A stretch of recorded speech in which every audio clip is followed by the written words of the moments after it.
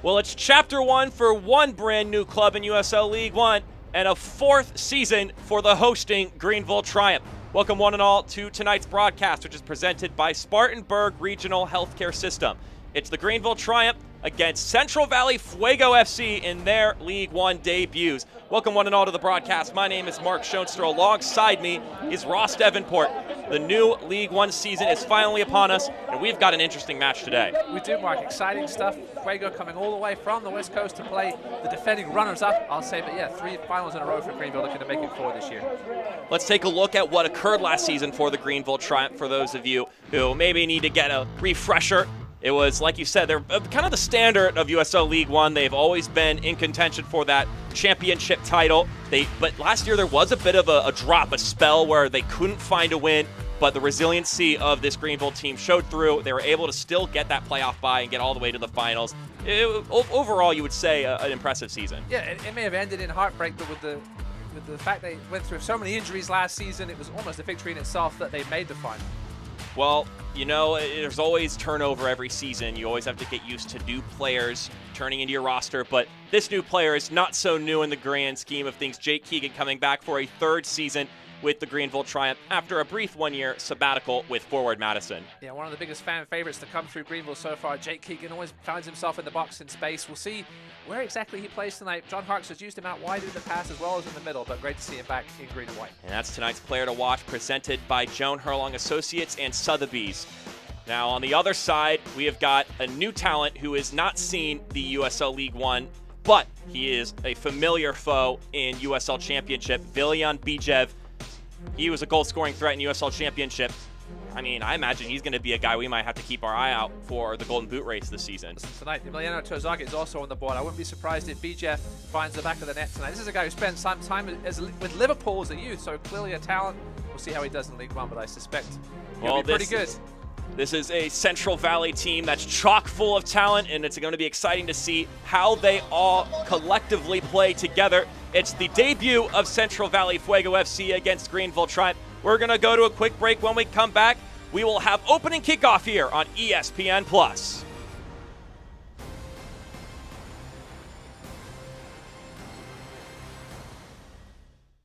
Hi there, I'm Lena. My owner, Brooke, she's earning her degree through Anderson University online. She can access her high-quality classes anywhere, anytime, which gives us plenty of time to play ball, or throw frisbee, or tug on some rope, or practice our human skills. Discover AU online and start earning your degree today. Dogs like me approve.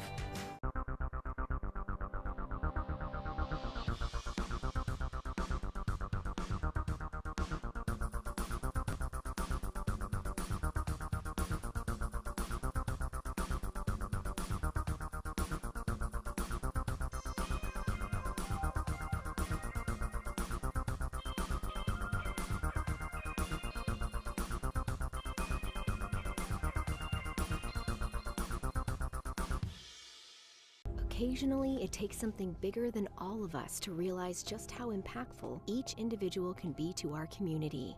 We see the passion of those working on the front lines, and we thank you for your dedication, for your relentlessness, and for choosing a career that serves us all.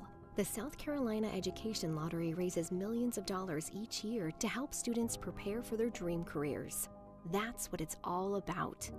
Your passion is our purpose, and we thank you.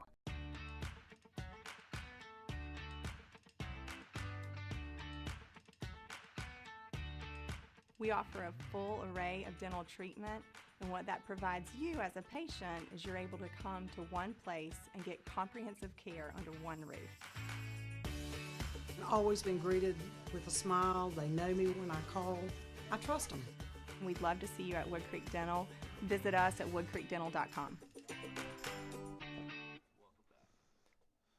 This Greenville Triumph broadcast is presented by Spartanburg Regional Healthcare System, the exclusive healthcare provider of the Greenville Triumph. Welcome one and all back to the broadcast. Mark Schoenster alongside me, Ross Davenport, for the season opener for the Greenville Triumph, along with the franchise club League One opener for Central Valley Fuego FC. as we first look at the Greenville Triumph starting lineup. Ross Davenport, what sticks out to you? Well, the one big guy missing is Aaron Walker, the captain, normally the home captain for Greenville. Out tonight, he was dealing with a calf injury in training, so he will not be in there. So we will see a debut of Smith at right back. Tyler Pollack will be in his normal left back position. Peter Pearson comes in for Walker at the six spot. Jake Keegan up top between Gavilanes and Ibarra. This starting lineup is presented by Spartanburg Regional Healthcare System.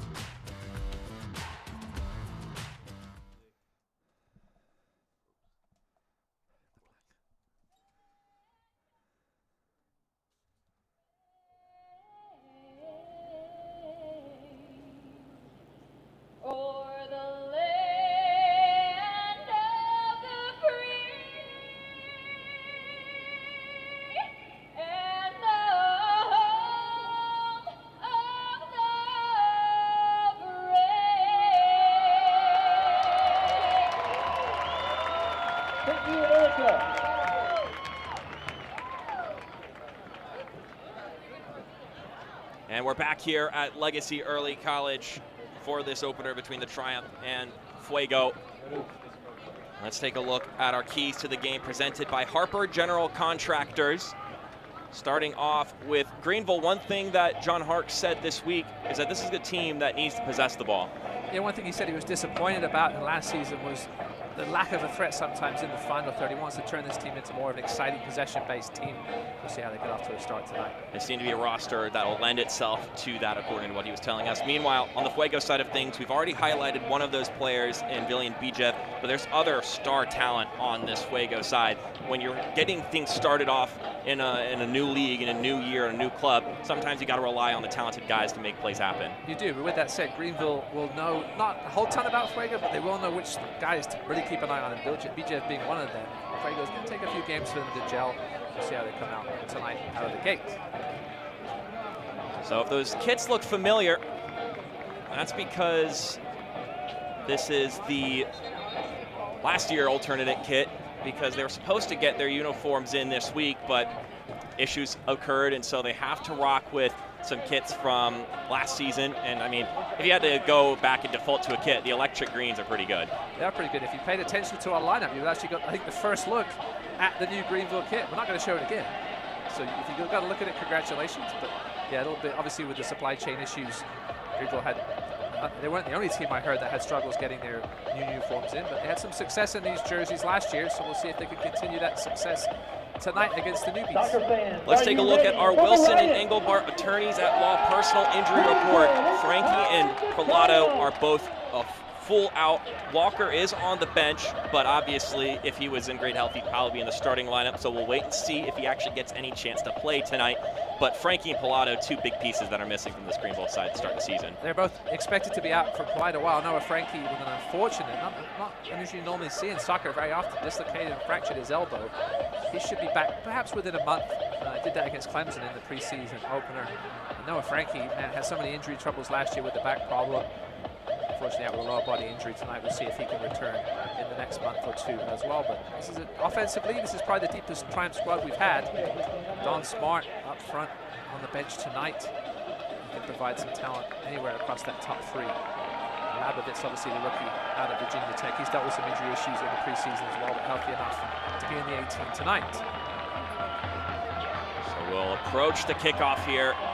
Only one other game has started over north a little bit from here at City Stadium, which there's already a goal. We mentioned it earlier. Emiliano Terzaghi already getting his Golden Boot campaign started in 2022. And we'll see if maybe Jake Keegan can be along in that race, or if Bijev or any of the other members of Fuego can do it. But here we go. It's the debut of the Fuego, and it's the fourth season of the Greenville Triumph. We are underway in the 2022 season for these two clubs.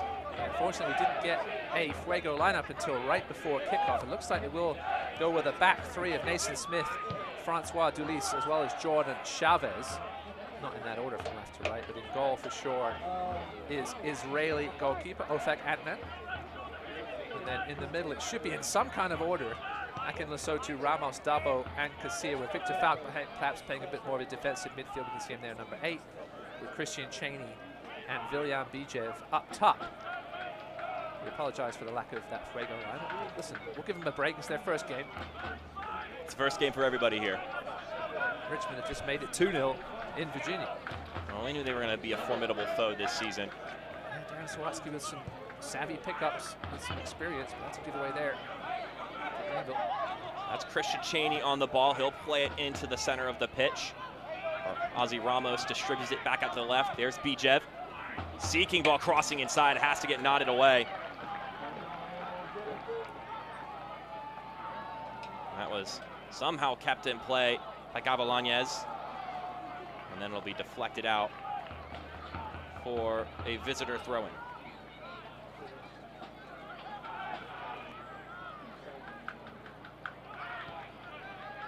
So some prodding here early from Central Valley Fuego.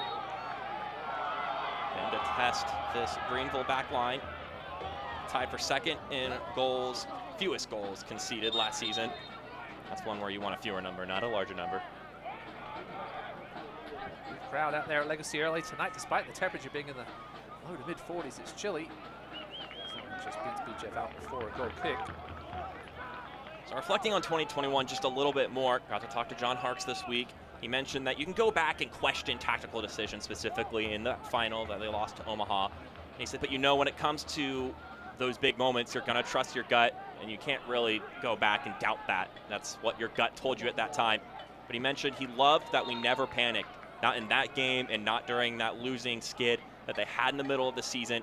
He said the players, the staff, the front office, none of them wavered. He mentioned that they're a group that likes to stay optimistic and continue to have that drive to win, that they're a fighting group of guys, and honestly, they're a little bit irritated that they lost that final game and may have something to prove this year. Yeah, they are. It's frustrating for Greenville because they're now 0-2 in the finals as Jake Keegan comes into the box. Here's Benton Evans, has to track that one down just out of his reach. Our first few looks at the attacking Jake Keegan once again in Greenville colors. Here's a crossed ball inside, and it finds its way towards Ant-Man, but looks like it came off of the boot of a Fuego defender as opposed to Jake Keegan. Ophik Ant-Man turned 26 last Monday, so happy late birthday. Going back to Greenville's seasons, they've had 3 very different seasons. First season, they had to go on the road in the semis to beat Lansing, and then dominated that championship game against North Texas to only to lose 1-0. Obviously, came on top in 2020, the shortened season. The championship game was obviously canceled due to COVID. They were in first place for the majority of that campaign, and then last year, so many injuries, had to get that bye in the last week of the season for Greenville. As I mentioned, they were very fortunate, I think, to reach that final. Obviously, the final, as you mentioned, Mark, was disappointing. A couple of real gut punches, that early goal by Evan Conway, and then the penalty that they thought they should have had, perhaps would have changed the game.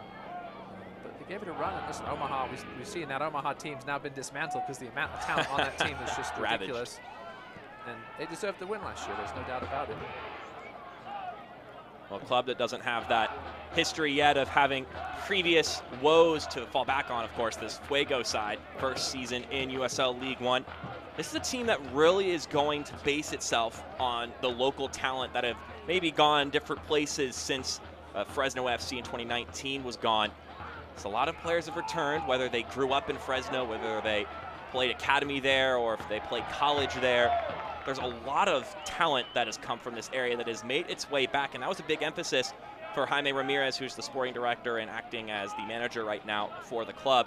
He mentioned a month ago that he met with a bunch of the local coaches, and they decided that they want to have a roster with that local flavor that represents the Central Valley, from the academies to the high schools to the universities. He said with maybe some outside players sprinkled in, of course, you can't cut yourself off from anything else.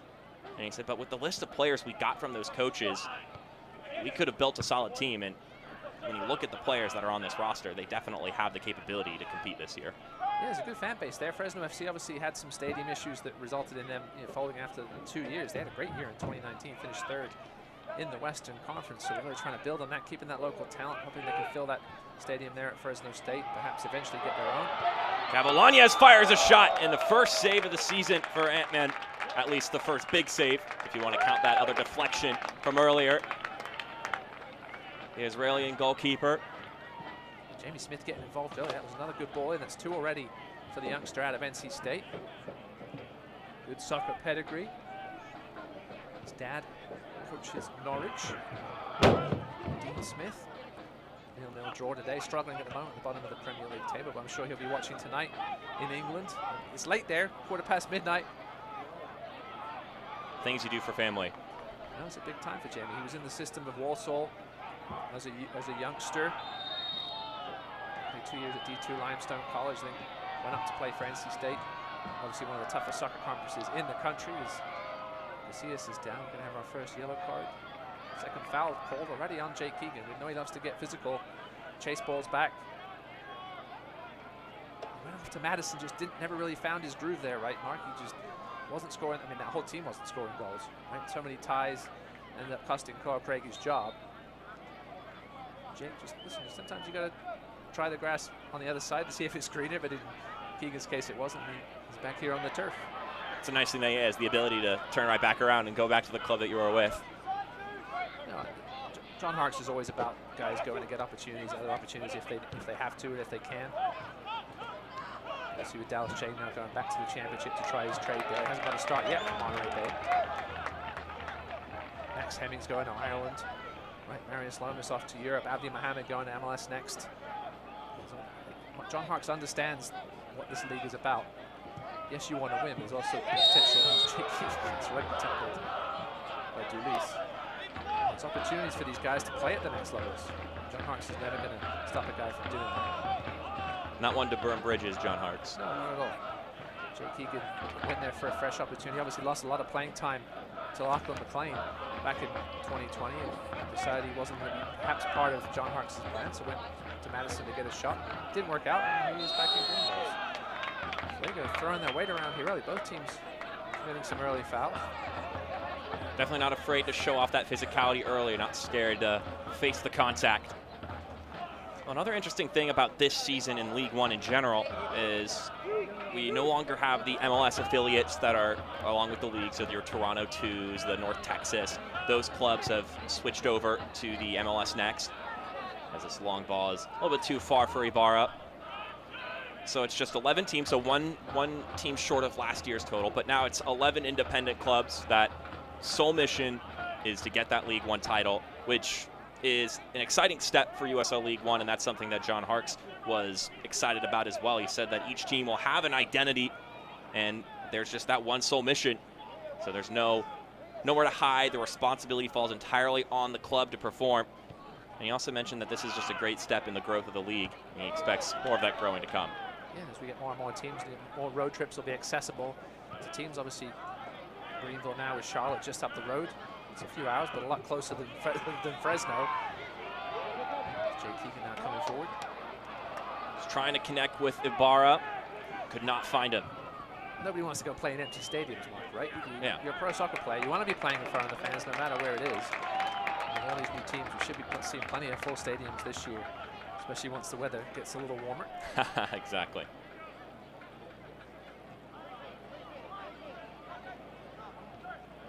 I'm sure that there are a ton of fans ready to fill up the stands over in the Central Valley as well. Big soccer culture there. Can't wait to see what that looks like this season in League One. Interesting thing to see with Fuego right here is Bill BJF playing a little deeper than I thought we might see him. We might see him play pushing up a little further alongside Cheney. Hasn't happened so far though. Perhaps Jaime Ramirez wants to get his star player more around the ball.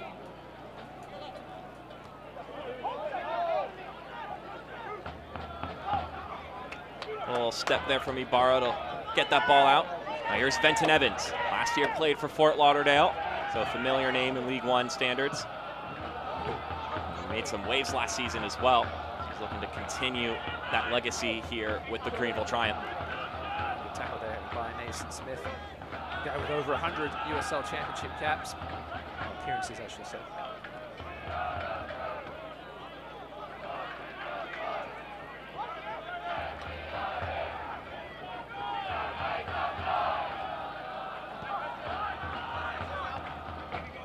Trying to slow down the pace here a little bit. It's a little back and forth at first, both teams trying to get their feet underneath them.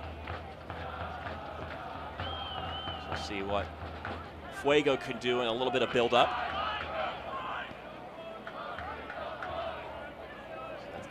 Ozzy Ramos there with the ball. You hear the Reedy River Riot chanting for the first time this season for an official game. Of course, they had some friendlies before the season started. It's been a rocky preseason for Greenville. Lost to Clemson in the first game. They did win against Charlotte in their last preseason game. Mixed results in between. You never trust preseason results all too much, though. You never really know how much tinkering is happening.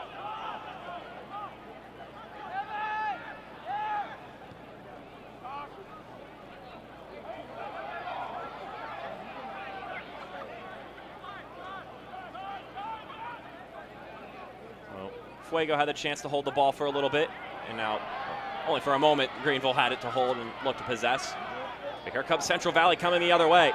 A player has gone down. The whistle is blown. The referee was 30 yards behind them. Wait to see the booking.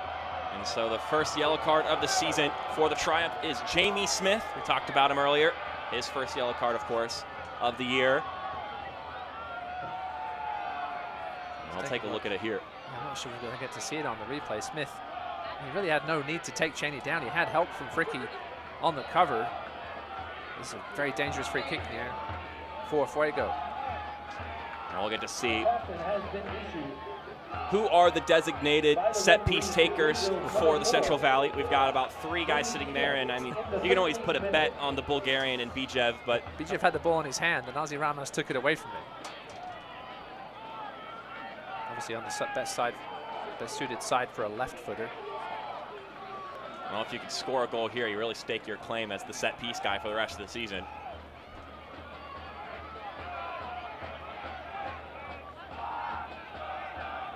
Looks like it might be Ramos.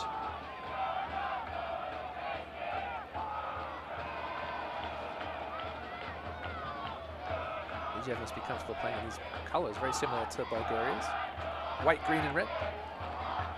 Still talking about it.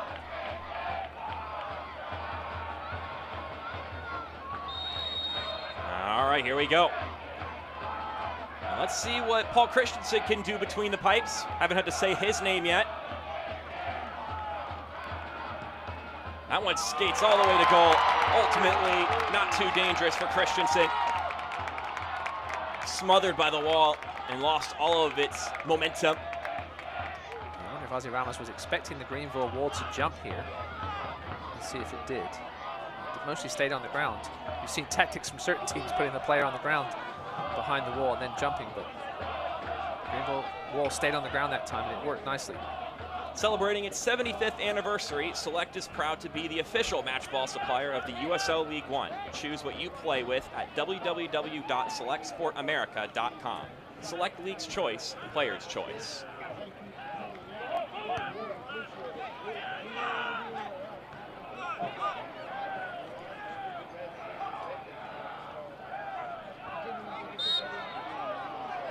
Whistle from our head official, William Steffen. Been a busy man so far. Some ticky-tacky fouls. Barry Pearson, former North Carolina FC player. Spent some time also with the Oakland Roots. Filling in for the injured Aaron Walker tonight. We may see Aaron Walker later. John Hart said he had been training, but they weren't sure if he was going to be fully over his calf injury. Walker had to deal with some injuries last year, like almost everybody on the Greenville Triumph team. Goalie has to come off his line and out of the 18 to head that one away. Ant-Man probably anticipating that one bouncing into his box a little bit more than it did. And he had one Benton Evans breathing right in his face. Scary moments.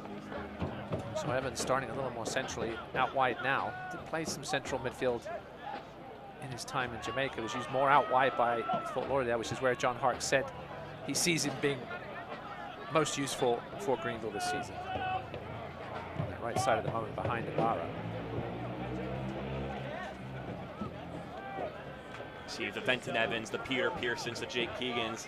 It's that time of the year where if you're a fan and you haven't been keeping up on social media, then you're going, whoa, whoa. You got players here, you got players there.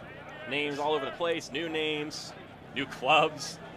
So when you're on normally one-year contracts with options, which most of these League One players are, you're not going to see a lot of movement. Well, luckily, Greenville's been pretty lucky to be able to keep the core, especially defensively.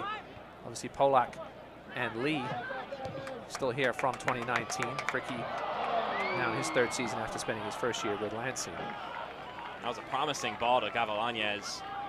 Just couldn't quite connect. And if you're having trouble or struggling with some of these player turnarounds, we'll have a recap for you during halftime that maybe will play catch up for you to understand everything that's going on before the season started. So when the halftime whistle goes off, it doesn't necessarily mean close your tab or your app or whatever you're viewing this on.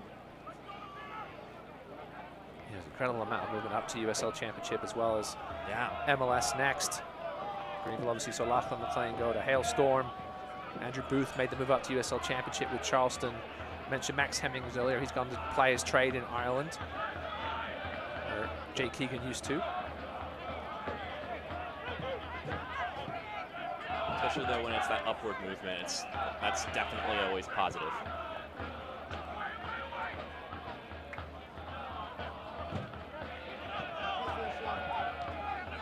Sun setting on this end of the pitch.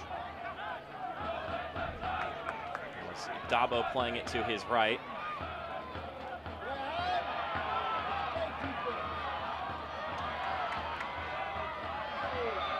Gavilanes going down, drawing the foul.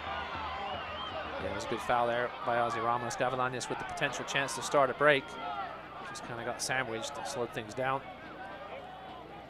Gavilanes really came into his own last year. Didn't start the season getting many minutes, but then really grew into that winger role. Him and Ibarra just causing all sorts of havoc. They got used to League One talent. I mentioned earlier about players coming back to Fresno to play for Central Valley, but it's not just the players, it's also the coaching staff, and I mentioned Jaime Ramirez earlier, the sporting director. He's also the current head coach of Fresno Pacific University since 1991. So a long time standing coaching presence in the Central Valley area, has 10 conference championships with the Sunbirds, which love that name, by the way, the Sunbirds. That one teed inside, popped away.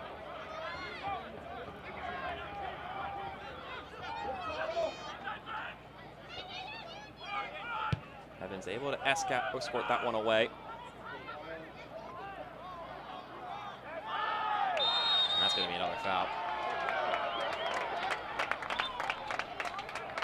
And we're going to get our first yellow card for the Fuego. Victor Falk, a familiar face, played with the Kickers last season. And honestly, one of our first looks at Lucas Coutinho in this game. A lot of high praise coming into this season from Harks for Coutinho. Played for Tormenta a couple years ago. Yeah, obviously suffered that horrific head injury back in August 2019 against FC Tucson. This is only his 8th start since that. Didn't really play much the following season for Tormenta. Then went off to FC Tulsa. Didn't play much there either, but a real chance here for him to get his career back on track after that nasty injury. Coutinho will serve this ball up, swing it inside, it's knotted away. Now Evans fires the shot himself, and it's just off the mark. One thing John Harks mentioned about Benton Evans was his ability to strike the ball with both his left and right foot pretty consistently. That was a good left-footed shot there. Forced in the corner. So this corner kick is presented by PNC Corners for Kids. The first Greenville Triumph corner of the season and our first corner kick of this game.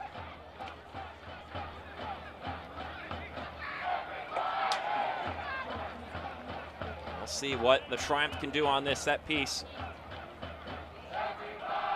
Low swinging ball, looked to get headed on target, back down on the ground, cleared up into the air. A couple of moments right in the mouth of goal. Not sure how that one didn't go in. It was a beautifully taken corner kick. Training ground move to the front post with the flick. Was it Brandon Fricky right on the line? It was. Not sure how that went. It wasn't in the end. A great effort by Dulis to keep that ball out. Francois Dulis played for Revs 2 last season, so another familiar face. Another PNC corner kick for Kids. That one a lot further than the first swinging ball.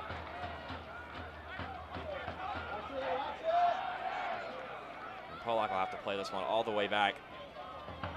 There's some heated pressure against Akin Lesotho.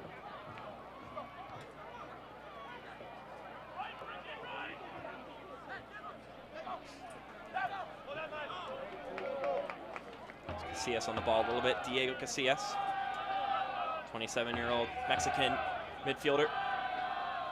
As you mentioned, Mark, one of the many guys with a Fresno connection, played for the Fuego, the original Fresno Fuego in League 2, as well as Fresno FC. Has some USL Championship experience. Barra gets tripped up. Now Coutinho going forward. Another deflection and another corner kick. That Fresno Fuego team was also coached by Jaime Ramirez from 2003 to 2007. They helped them on an Open Cup run they made back in 2003, where they made it all the way to the 4th round to play the LA Galaxy.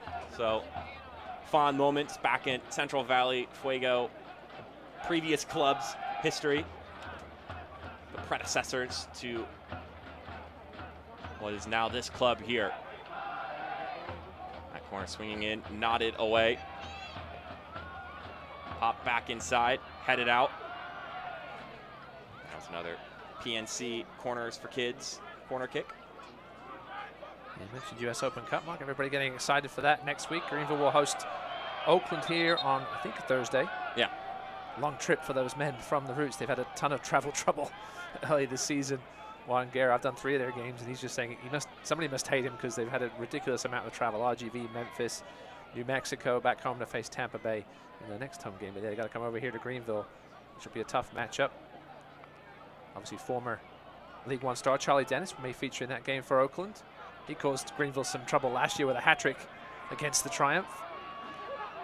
And then the Fuego will take on El Paso, another League One championship matchup. That'll be on Tuesday. Well, El Paso off to a rough start. And that one will be hosted by the Fuego, won't be in their established home stadium for the season, but still, first chance for the fans to drive out and see them. Go to that La Monica Stadium. That should be an exciting game. That place should be packed, I would think.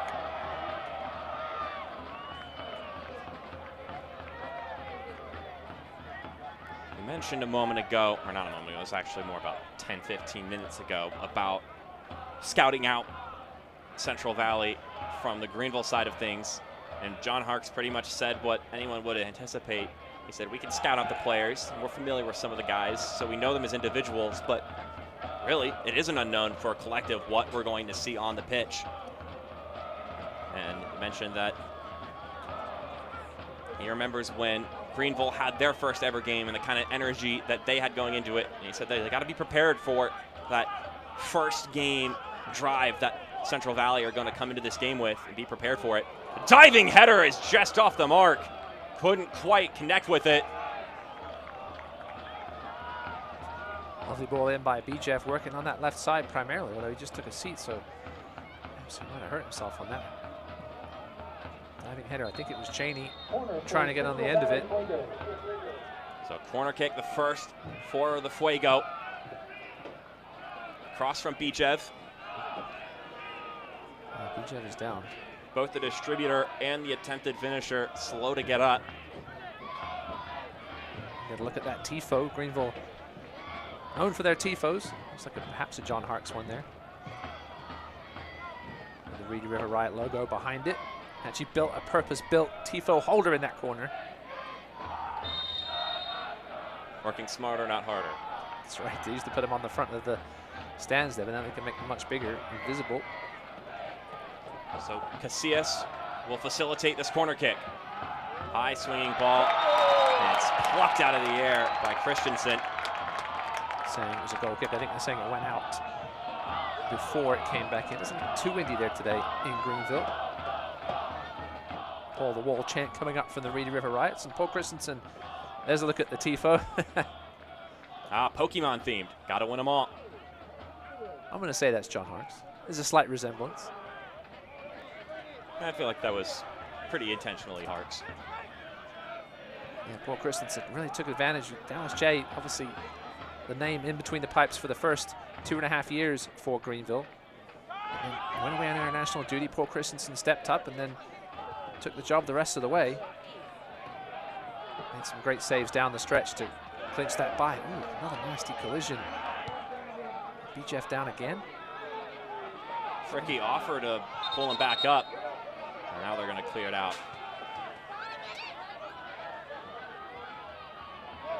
Not sure expected this game to be as physical as it has been. There's Bijev down again.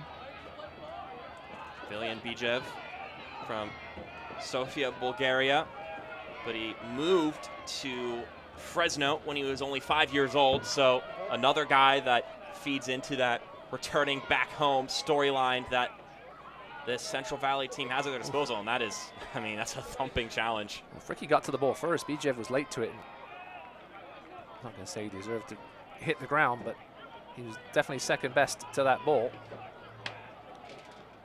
And with the temperature out, you feel every little bit of that. Yeah, this turf is very unforgiving at Greenville. Obviously, had some stadium discussions with Greenville over the last couple of months, Mark. They were trying to get a stadium built with some help from the county, but that was shut down for now. We talked to Doug Irwin of the Triumph earlier this week. They're working on some things still. Certainly they're trying to find, I doubt they'll be back here at Legacy early next season. Still looking at potentially doing something at that site out in Magdalen. Should hear some more concrete news about that in the next couple of months. Just have to pivot. Yeah, just got to turn and go the other way, right?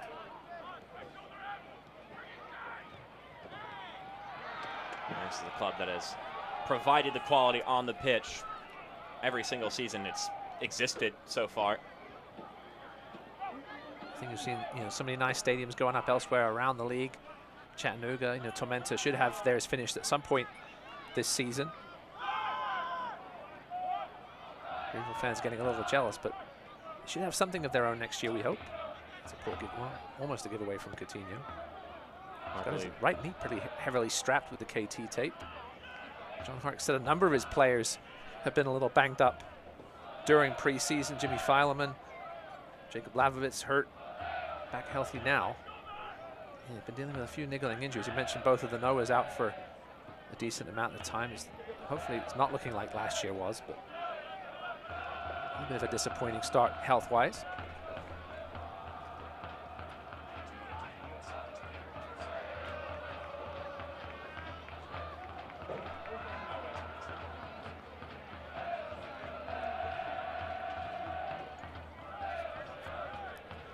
Talking about those injuries in the preseason, but despite that, Hark said that he feels pretty good about where the group is right now. He mentioned that they're playing well in training, and he mentioned it's a good group of guys that he's working with this season. And I teased it earlier. He said they're more balanced this year and that they'll possess the ball more this season than they did last year. And like in our keys of the game, the big message that he's been telling the team is to enjoy the ball, enjoy having possession, and let that creativity flow. Yeah, doing well so far on the possession side of things, 55%. Here's Gavilanes making some moves, finds Keegan inside the 18. But a stab from the Fuego wins it right back for them. And now they'll dash down the pitch. Yeah, just a heavy first touch from Keegan. Bijev is wide open on the left here. Nobody's paying any attention. Luckily it didn't get to him for Jamie Smith, who was pinched in. That pass cut on its way across, looking for Bijev to make that run towards the penalty spot.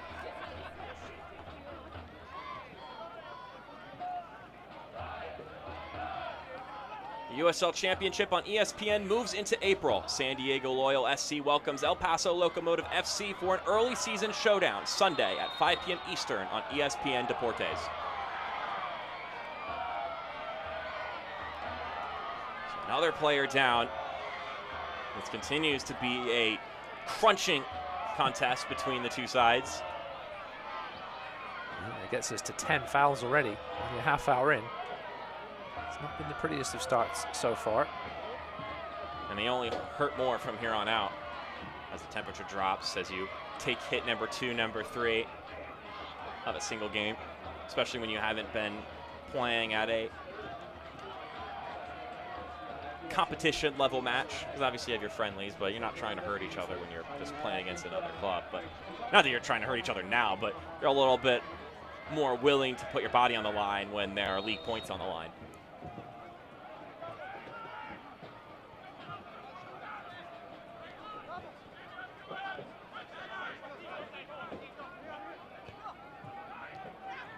Couple of good touches, this combination inside. A hair too far ahead of Christian Cheney.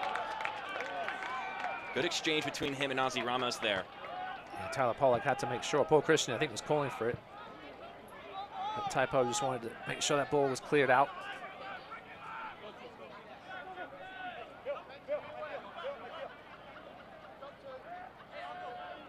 Here's Nathan Smith, someone with a bit of a pedigree coming onto this team. Was with the USL Championship title winners Orange County last season. Had 20 appearances, 14 starts for them. So no bench warmer either at that. Here's a look inside, trying to square it into the middle was Casillas. Now Bijev, another cross inside, deflection goes out.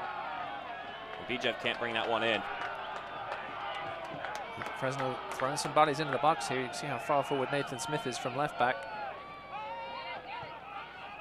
There's another swinging ball. Headed away. Brought back down by Akin Lesotho. All of Bijev's deliveries tonight have been right on the money. There's another foul, this time by Jesus Ibarra. Seeing he got the ball. Referee William Steffens being tested. Let's see this one again. Yep, Ibarra did get his toe on the ball. That's what he was saying. Both the linesmen put his flag up and William Steffen blew his whistle. See the Fuego players looking for a card. Testy for the first 30 minutes. And a chance for a dangerous delivery here by the visitors. A little bit wily on his feet, Diego Casillas.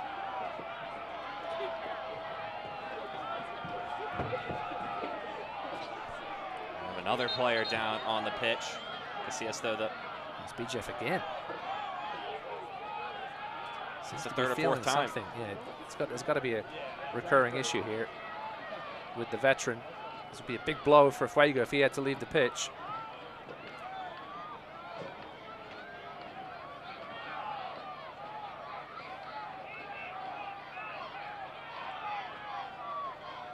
I'll continue to check on him.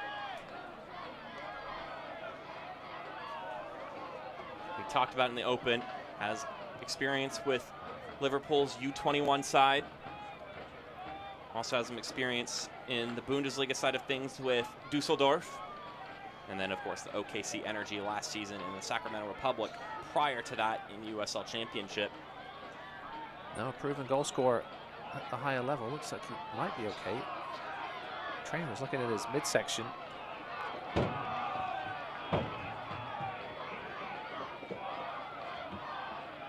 Perhaps they would love his delivery on this free kick, but it's Ramos over it. And he has to get walked off the pitch and waved back on should they decide he's ready to go. We're in that awkward zone where do you put a player back in right before halftime and just make it to the half, or do you not risk the danger and sub him out? So Ramos will come up to it from Modesto, California.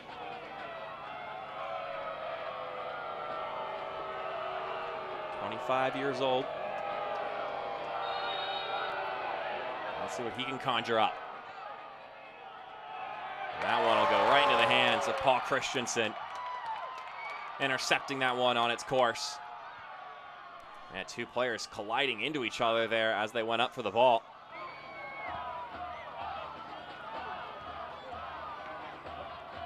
We'll play some aerial football here. The ball just pops around the air. It's definitely been a scrappy affair so far in these 35 minutes. Neither team been able to find much of a flow.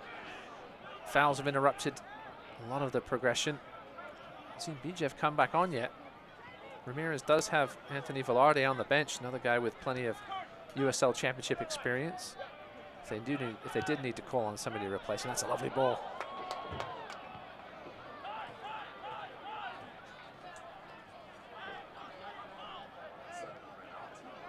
Yeah, I see Bijev on the top of the screen there, walking along the sideline. He appears to be done as the Fuego subs get warmed up.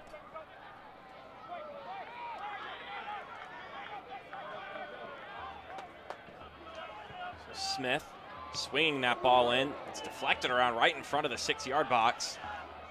Then hoofed away. Yeah, I've been really impressed with Jamie Smith's delivery on crosses tonight.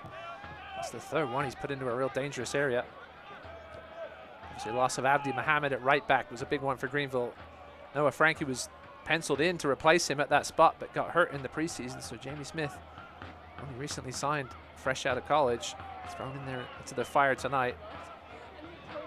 So there's still 10 men on the pitch right now for the Fuego. No one's been waved in. Yeah, I think I see a BJ over there just trying to shake it off. They're giving him a minute. See if he can figure out what's ailing him and shake it off. You see him with his hands on his knees there next to the assistant referee. Well, the fourth official, I should say. Triumph on the push here. Can't seem to crack through at this moment. And so Bijev is going to make his way back onto the pitch.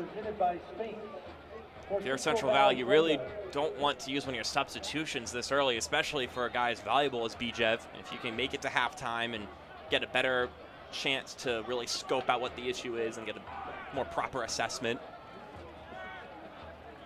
And if you can get to halftime, get a better look at him during the break, perhaps assess whether he can continue then. He seems to be moving around all right.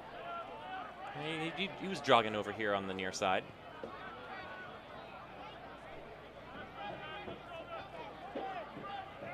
Talked earlier about how they won't play their first home game at their home stadium, but they will play at Fresno State Soccer Stadium for the season.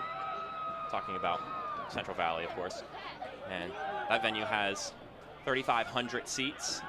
And their first home game at the venue, and of course league home game, will actually be against the same Greenville side on May 7th. So just a little over a month from now, we'll have this game again. Of course, though, on the other side of the country. I'm sure all the returning teams are glad just not to be playing certain teams 4 times like they have to in the past. It's a much more balanced schedule now. Obviously, certain teams still have to travel quite a bit more than others. I'm sure the Tucsons and the Omahas of the world, though, are happy to have some teams over there in the west a little bit. You got the Hailstorm, and then, of course, Fuego here. Tucson was on a bit of an island for a couple years. I guess just the first year. But even then, it's still quite a trip to Omaha in North Texas. So a couple more in their vicinity. Speaking of Tucson, still find themselves down 2-0 to Richmond. All right, if you had a pick who could possibly score the first goal of the season and you knew Richmond was kicking off 30 minutes before everybody else, I don't think you would have got very good odds on Mr. Terzaghi. No goals elsewhere at the moment. Chattanooga running 12 minutes in there against Fort Madison. Tormenta 0-0 against North Carolina. As guess what? We got another foul here in this one. Shocker. And we're going to have a yellow card for Evan Lee.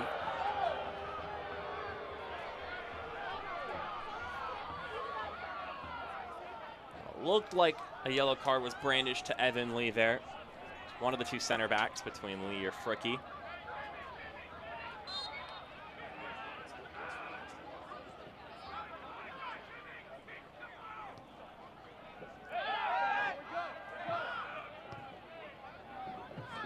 Shipped ball over to Ramos.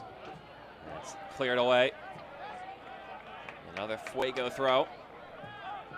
Don't miss a minute of the action in 2022, whether your club is on the road or at home. Catch nearly every second of USL League One action on ESPN+, the home of USL, MLS, La Liga, the Bundesliga, UFC, and more.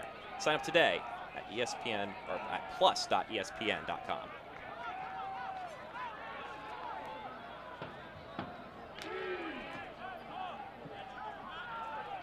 Another corner kick here for the Fuego. 5 minutes plus whatever stoppage time. We may get a little bit of it with all these moments of dead balls throughout the game from collisions.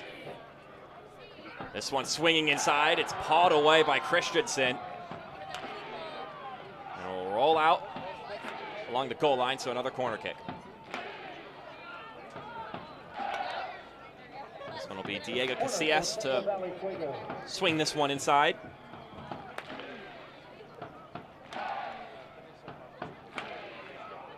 Here it comes. Ramos was able to connect with it. Actually, it was Cheney. That flows well off target. And we've got a corner kick.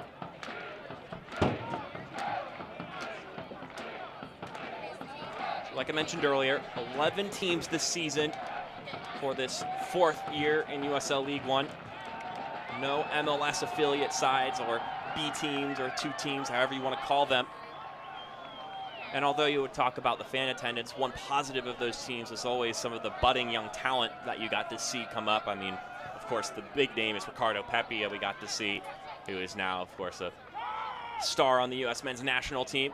But even though those teams are gone, according to John Harkes, doesn't necessarily think that that means that that side of this league is necessarily gone. He thinks that these clubs still have the capability of collecting and showcasing some young, undiscovered talent. He thinks there's still going to be some individual brilliance this season. Yeah, we've seen the influx of international players come in over the last couple of years, especially looking to make their name in USL League One, perhaps get a look at MLS. There's always going to be plenty of people wanting to come to America to make money and play soccer, right? John did say it was a little harder this year to find talent just because of MLS Next taking some players away. Obviously, more and more players moving up to USL Championship. I know there'll be plenty of eyes down on the Academy Cup this weekend in Tampa. I know the Greenville team's got off to a great start. The girls dominated the first couple of days, but ended up losing to Indy 11. And the boys are down there as well. It's where you're going to produce your own talent. That's what eventually what we hope to have happen, right? Is these teams produce their own talent and make them move up through the ranks.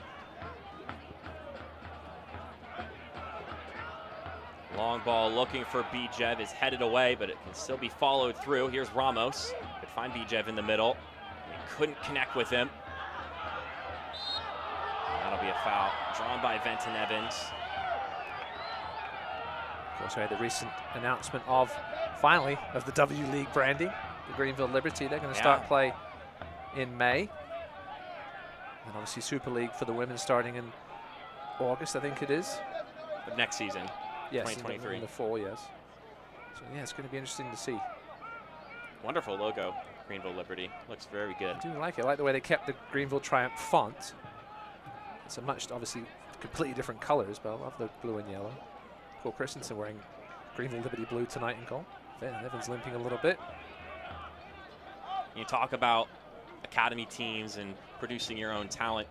Of course, Greenville have already proven they're privy to this, but Fuego also announced a League 2 team, so they also are aware that developing talent is the way to go when it comes to really building a core and building a culture and a program. Get people spending a couple of years in it. As this ball squared inside towards goal, the volleyed shot from Jake Keegan. Ant-Man up for the task, paws it away. That's what Jake Keegan could do, give him half a yard in the box and put his foot through it. Tested Ant-Man there. This corner kick presented by PNC Corners for Kids as we get another look at this shot. Lovely header by Smith. Keegan caught it well, just right at Ant-Man. Didn't have to do much in the end. This one headed towards goal, right across the middle. Squared away now. In transition, here comes Central Valley. Bijev on the ball. No one around him but his teammate. Bijev into the 18, heavy touch, cleared away. That was a promising moment for Central Valley, but at the last moment, Valiant Bijev with just too much on that touch. Squared inside, headed upward. That was a golden chance. Tyler Pollack was hanging around the penalty spot, waiting to see if he would get help. Didn't, and then timed his run to go pay attention to Bijev nicely as Bijev with the heavy touch. Good work across by Pollack as as Richmond take a 3-0 lead against Tucson. This stoppage time is presented by Engineered Sleep. In only 2 minutes, Ross. I honestly would have expected more. If there was time added on for fouls, yes, we would have had about 10 minutes. Some hold up from Cheney there, back to Ramos. A busy bee in the middle of the pitch for the Fuego. A second goal of the evening for Neil Vinyals, the former Tormenta midfielder. Aaron Swatsky always talked highly about him. Wanted to see more of him going forward, and he's seen it tonight in the opener for the men from Virginia. Here come Greenville. A couple of good moves, sending this one inside to Benton Evans. Had a little too much air on it. Here's Pollock. Well, that's a nice little ball forward. See if they can find something here. The ball inside only finds a center back. There will be another corner kick. This corner kick presented by PNC Corners for Kids. This may be one of the last chances for either side here in the first half. Been pretty even blow for blow between these two sides.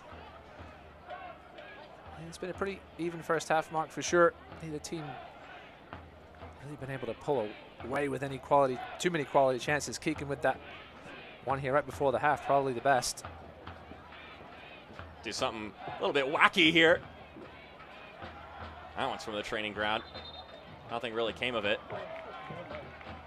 I gotta say it's a goal kick. Now probably be the end of it for us here.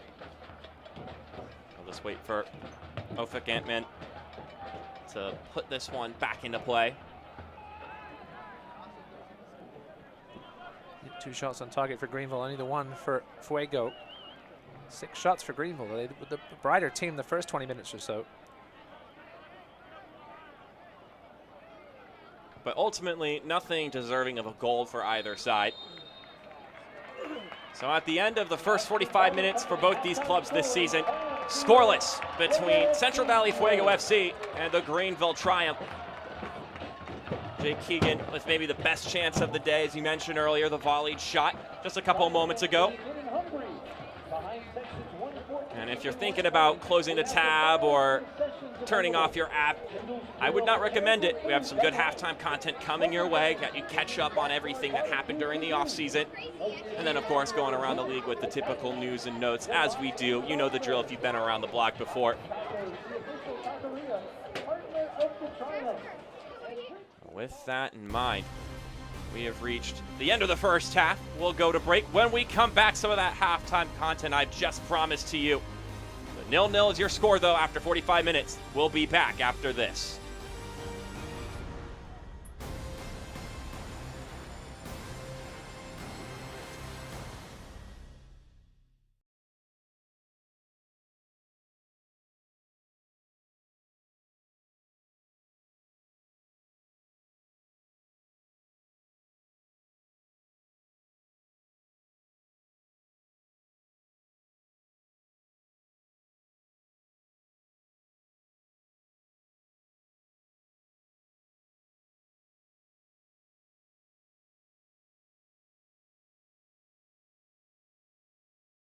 At Stretch Zone, their certified practitioners perform each stretch, which isolates and stabilizes those muscles. They do all the work, you get all the benefit. Whether you're looking for increased performance or greater mobility, Stretch Zone can help you realize your goals with their stretching sessions. I've really found a difference in the flexibility in my knees and my walking pace and whatnot, so I'm very pleased with the progress in 2 weeks. Come experience the difference today. Stretch Zone, Greenville and Clemson.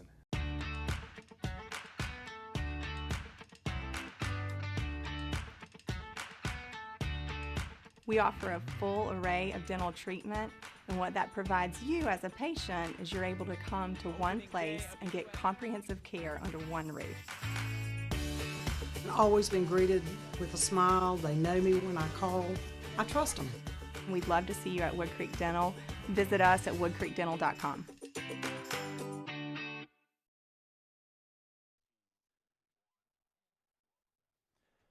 Welcome to tonight's halftime presented by Oxford Barber Company. After 45 minutes, it is scoreless between the Greenville Triumph and Central Valley Fuego FC. Mark Schoenster alongside me, Ross Davenport, for only a moment, though. If you need a refresher on everything that happened to get you caught up to this season, well, here's the perfect thing for you. Let's toss it over to Josh Eastern, who will catch you up on everything that's happened.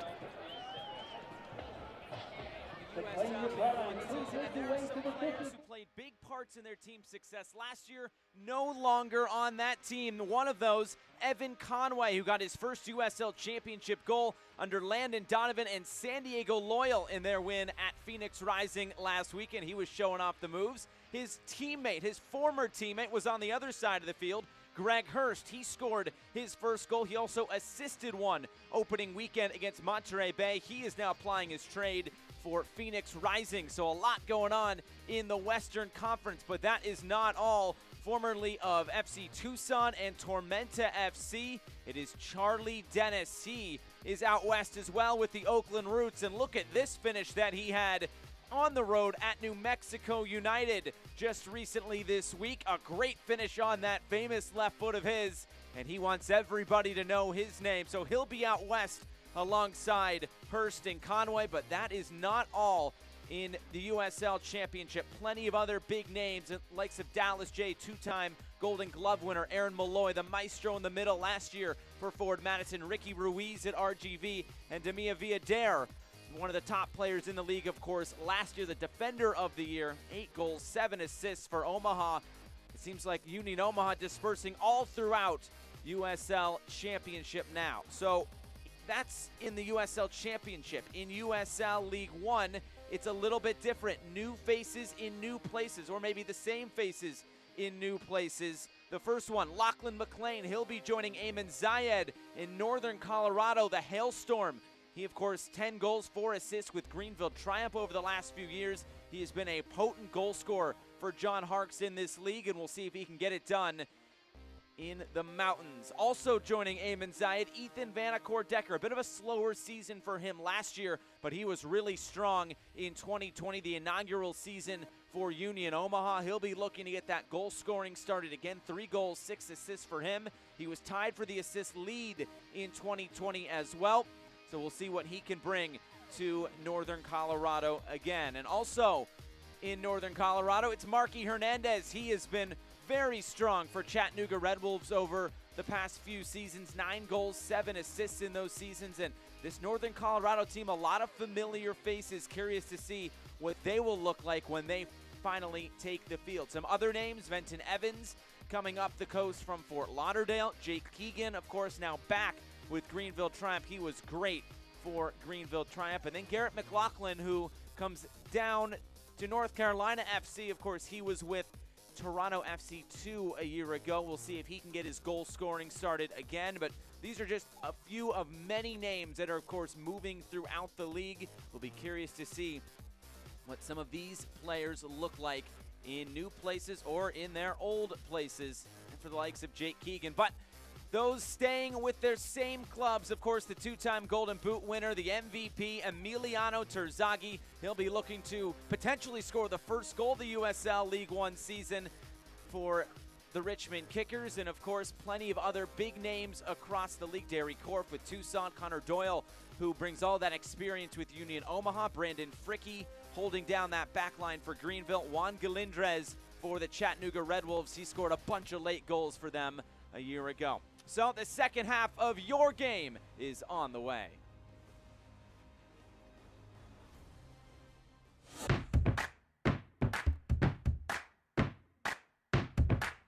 When you donate blood with the Blood Connection, you're helping to save lives right here in your community.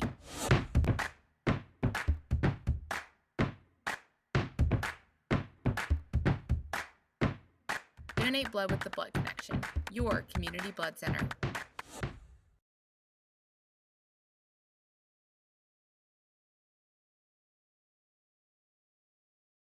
At Piedmont Natural Gas, being a part of the communities we serve is important to us, because to us, community begins with you. We strive to address the needs of our communities by investing time and resources to help improve the quality of life for our customers. For over 60 years, we have funded programs that support education, the environment, and community impact. Our Energy Assistance Program, Share the Warmth, helps customers pay their energy bills.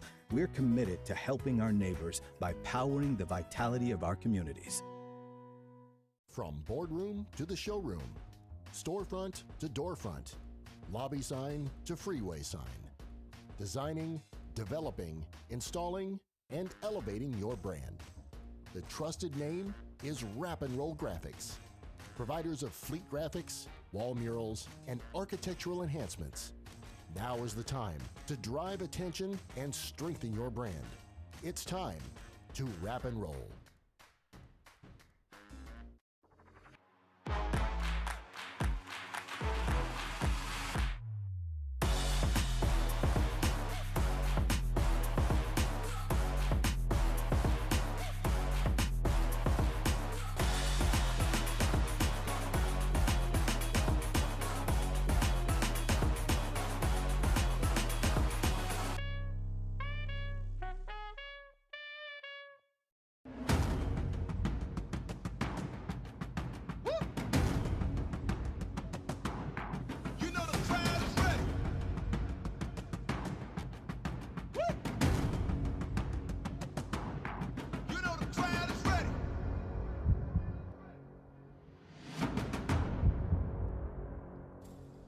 You know the crowd is ready. You know the crowd is ready.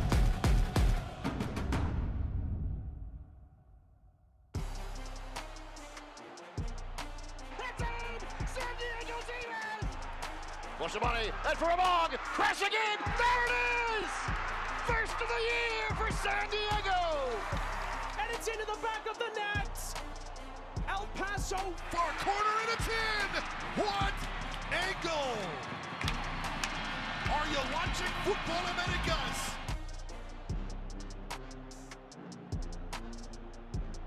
Occasionally, it takes something bigger than all of us to realize just how impactful each individual can be to our community. We see the passion of those working on the front lines, and we thank you for your dedication, for your relentlessness, and for choosing a career that serves us all.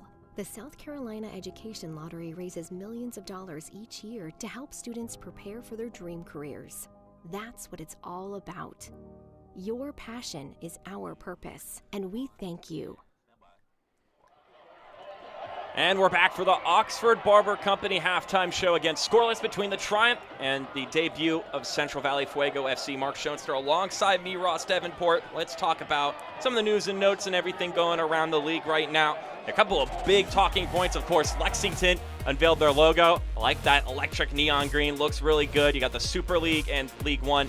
All 11 teams in the Open Cup, but I want to talk about that middle one in particular.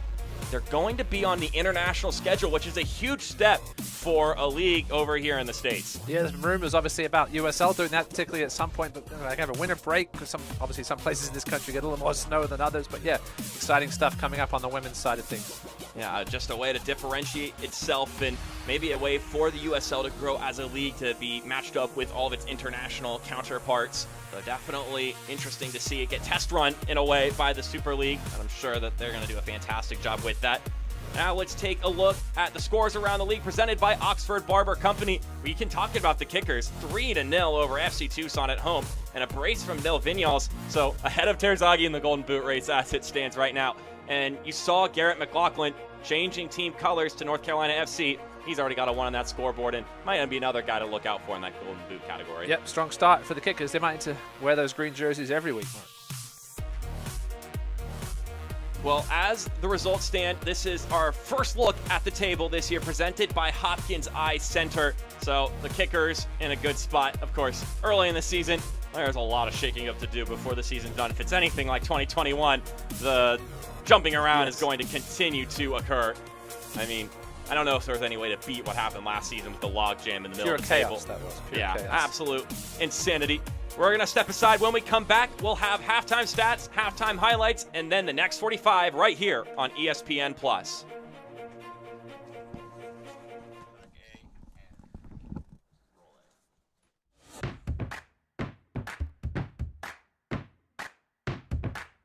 When you donate blood with the Blood Connection, you're helping to save lives right here in your community.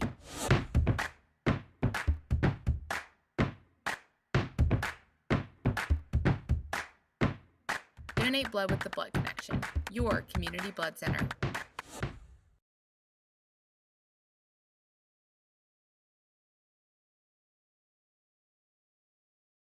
Hi there, I'm Lena. My owner, Brooke, she's earning her degree through Anderson University online. She can access her high-quality classes anywhere, anytime, which gives us plenty of time to play ball, or throw frisbee, or tug on some rope, or practice our human skills. Discover AU online and start earning your degree today. Dogs like me approve.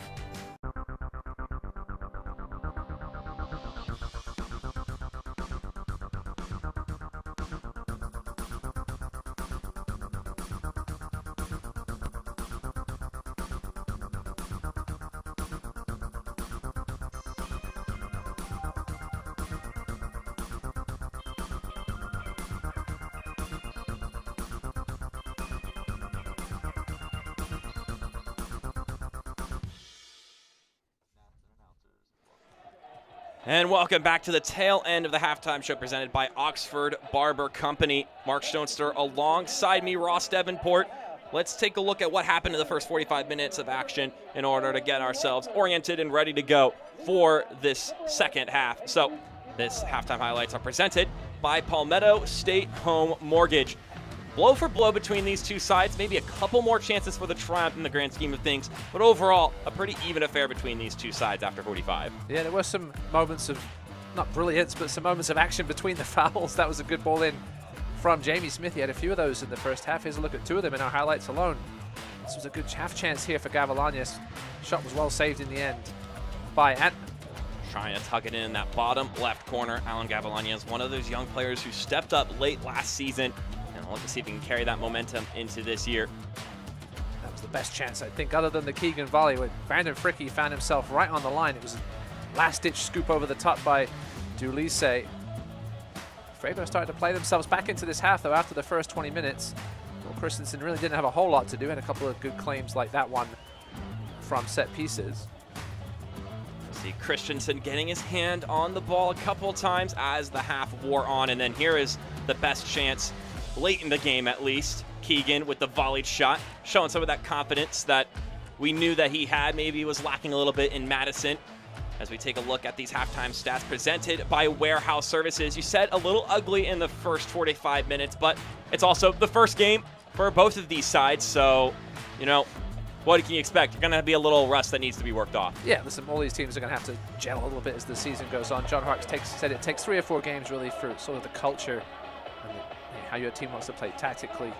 And speaking of tactics, you see that man on the right side of your screen there, Aaron Walker, dealing with that calf injury, not able to go the 90, but he's already in the game. That likely forces a change in formation for John Harks, perhaps more to the traditional 4-2-3-1 we saw this team play with over the years, with Walker, Paul Klaus playing in that defensive midfield spot, and there's Aaron Walker already getting himself involved with his physicality. So Walker in for Jesus Ibarra. Definitely not a like-for-like substitution. So, like you mentioned, tactical changes for the Triumph in the second 45 minutes. Yeah, I think John Harks just wanted a few more bodies in the midfield. Obviously, when you're 4-3-3, coming up against more of a 3-5-2, you're going to get outgunned and occasionally in the midfield. So, as you can see, Coutinho going into that center attacking midfield spot on his own now, with Evans moving out to the right. Gavilanes on the left with Keegan on his own up top. See how everything pans out here in the second half of action. Greenville do have the ability to go to 3 at the back if they need. We asked John Harks about that in the call this week because he was mentioning 3 at the back, certain guys that have the potential to play there. And I asked him about it. He said, yeah, we do have the capability to change to that if we need to. Obviously, more likely to see it perhaps if they go down a goal, we need to throw some bodies forward. Something we saw a little bit on occasion in the wing-back system last season from John Harks. Taylor Pollock, man on the ball now, can play a little bit of wing-back. Well, it's like you're saying, you always like to have some flexibility in your formations and your lineup and style of play. Jimmy Fileman, a guy on the bench, former Detroit City, a guy that can also play left wing-back if necessary, as well as left-back.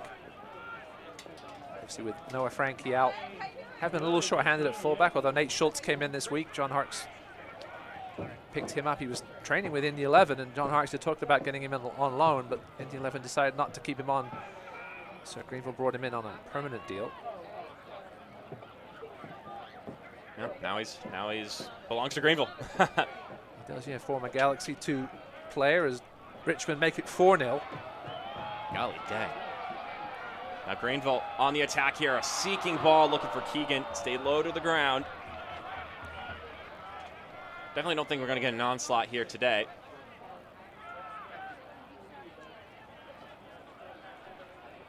And the two teams that are poking and prodding each other and trying to figure themselves out in the process as well. Let's try and secure 3 points. Good crowd here, even though a chilly day in Greenville, South Carolina. Warmer days are to come this season, that's for certain.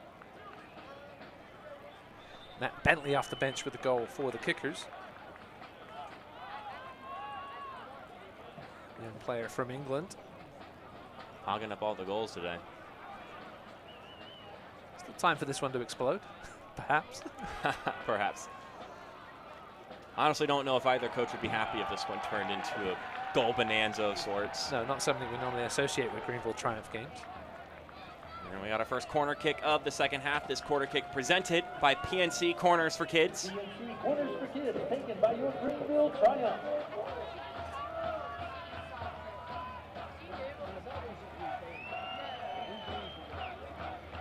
We'll see what they can do on this end.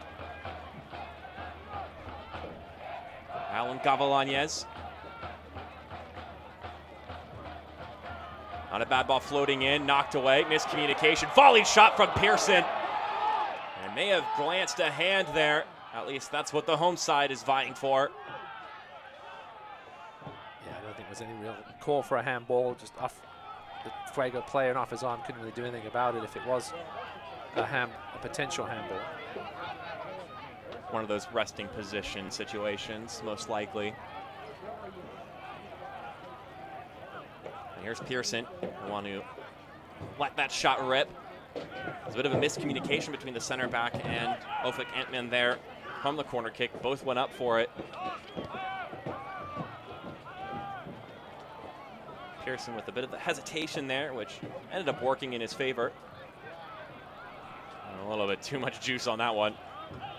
As we take a glance and see if that was in fact a corner kick in any capacity, or a handball in that capacity, and it's really hard to see. Evan Lee put his hand up, nobody else was really giving a shout. Victor Falk, the one who escorted that one away. Evans still keeping on that ball. Should be a Greenville throw. The official's going to say it belongs to the Fuego.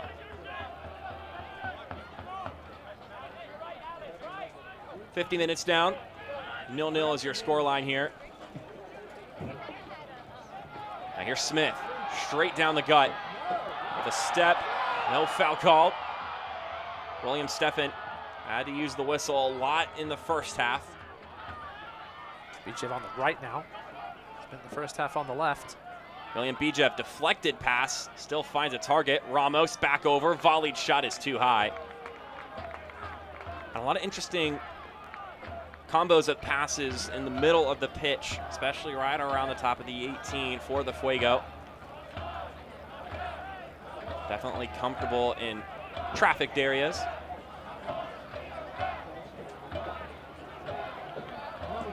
Evan Lee with an interesting haircut coming into the season. He's a man of many haircuts. If you go Google Evan Lee, look at some of his images. He's had that's three different every people. haircut in the book.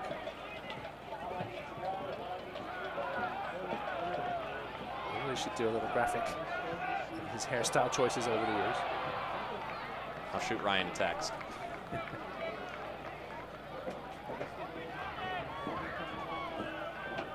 Once again, Ofik Entman, the one who will put this one in play, getting the first ever start in the League One history of Central Valley Fuego FC between the pipes.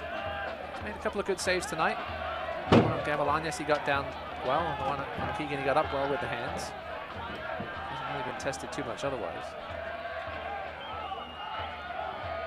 It's really interesting to see who would get that start. A lot of unknowns in the goalkeeper department for the Central Valley side. Not a lot of, at least not a ton of American professional experience to pull from. You have Mitch North on the bench playing with the California United Strikers FC in the NISA. Okay.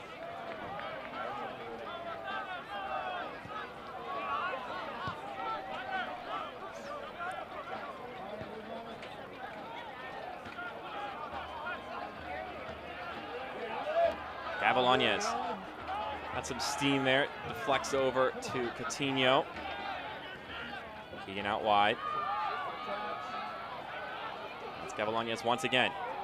Tried to squeeze that one inside and it stayed in bounds, but ultimately the same result.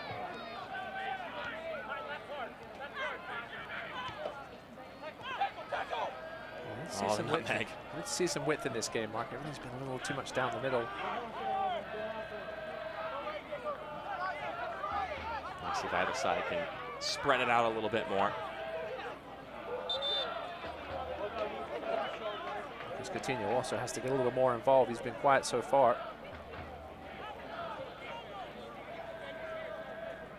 Former teammate of Charlie Dennis at Palm Beach Atlantic University. You mentioned Charlie Dennis. Of course, they're going to play Oakland Roots here on Thursday, making his way back to Legacy Early College. As mentioned, had that hat trick. I think that was the last time he played here. Yeah, not going to be a welcome sight, that's for certain, to the Reedy River Riot. Game, if I remember, it was a 3-3 tie. Highest scoring Greenville games. Avalanez, Ant-Man thought about coming for it and didn't. Avalanez squares into the middle. The ball's deflected. And no Greenville player is there in the scraps. And wanting it more there is Coutinho, and he thought he kept it in first appearance in the Open Cup. Under this name, we'll try to make a run similar to that. And John Harks, Doug Irwin said he's a little jealous that Chattanooga got to play Louisville in the U.S. Open Cup. Speaking of Chattanooga, they've taken a 1-0 lead late in the first half against forward Madison. Jimmy Villalobos with the goal there in the 40th minute. Jimmy DeBlade, his men, trying to open their season with a victory at home.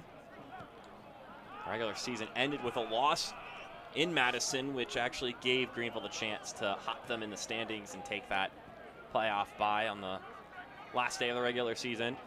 So maybe some payback in mind for the Red Wolves. Of course, also lost here in Greenville in the playoffs in what was an exciting game. I just remember thinking when that game went to extra time, or even when the North Texas game went to extra time for Chattanooga, I said, of course, the Red Wolves would be the ones to go to the first extra time. Pass down the middle.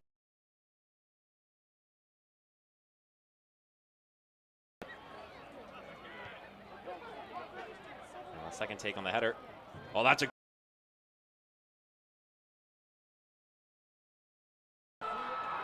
and the Fuego fire their way into the record books. Their first goal in club history. And some flipping and celebration from Christian Cheney. The visitors have taken the 1-0 lead. Greenville just failing to clear it out the way. It was a lovely run by Cheney. Greenville's center backs had pushed Fresno. Fresno. Christian Cheney, 27 years old, gets the assist from Victor Falk, who played at Richmond last season, has already matched his assist total from last season with 1 assist. And the visiting side have taken a lead after finding a little sliver and cutting through that hole and capitalizing off of it. Well tucked away by the striker.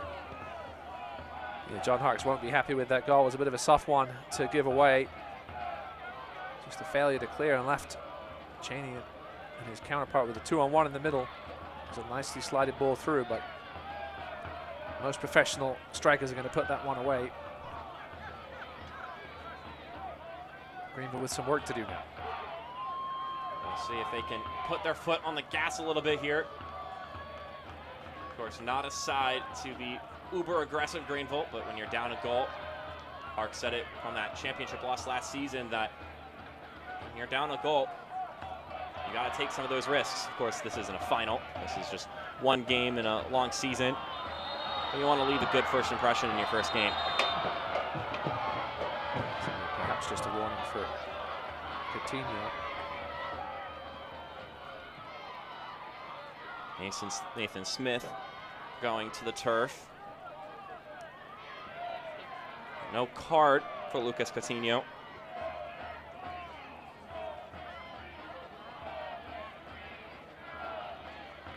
Jenny had a nice full season in Niza with LA4, scored 6 goals in the full season for them, played there with Diego Casillas. It was just a pure striker's finish. Confident thumb home past Paul Christensen. Yeah, once you get into that spot, you want your strikers to be able to put that one away.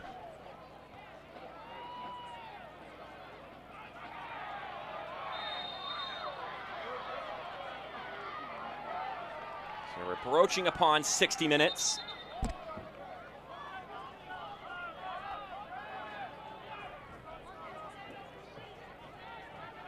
No time for John Harkes to panic just yet.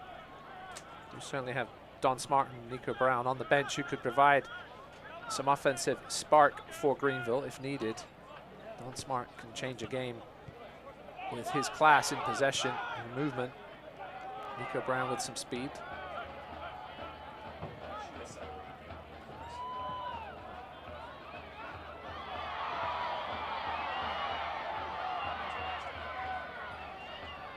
Fuego on the move once again.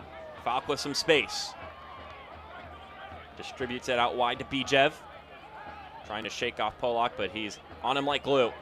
Good work by Polak. I assume Bijev was put onto that side of the field to give Tyler Polak some trouble. The veteran left back. Good work there by the former Creighton man. Savvy enough to not fall for any simple dips and tricks from Bijev.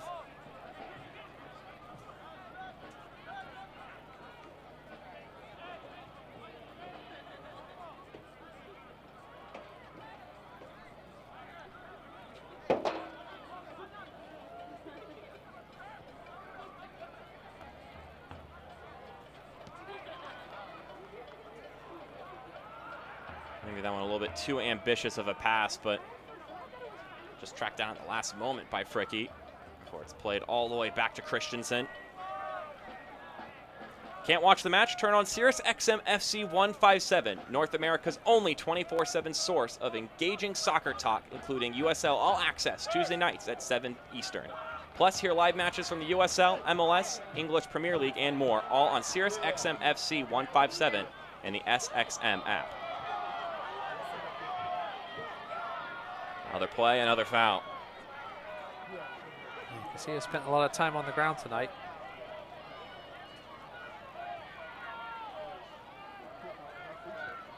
We're 2/4 or 2/3 of the way through this one. The difference, a Christian Cheney goal just a couple minutes ago in the 56th minute. Central Valley looking for 3 points in their first ever official match.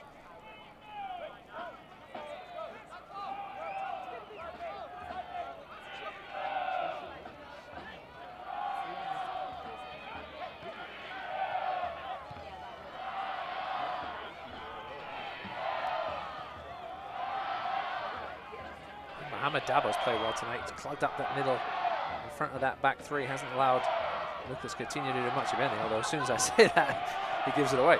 Commentators jinx, alive and well. Keegan squaring it across the middle, scuffed away just at the last moment. Now Cheney, the goal scorer, gets sandwiched there. And we're trying pushing forward. Here's Coutinho. He'll play it out wide. Here's a swinging ball inside the header towards goal. It's tracked down by Antman.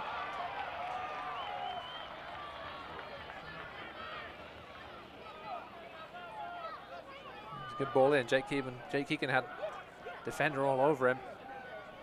Tried to get it on target, but it was a long way away.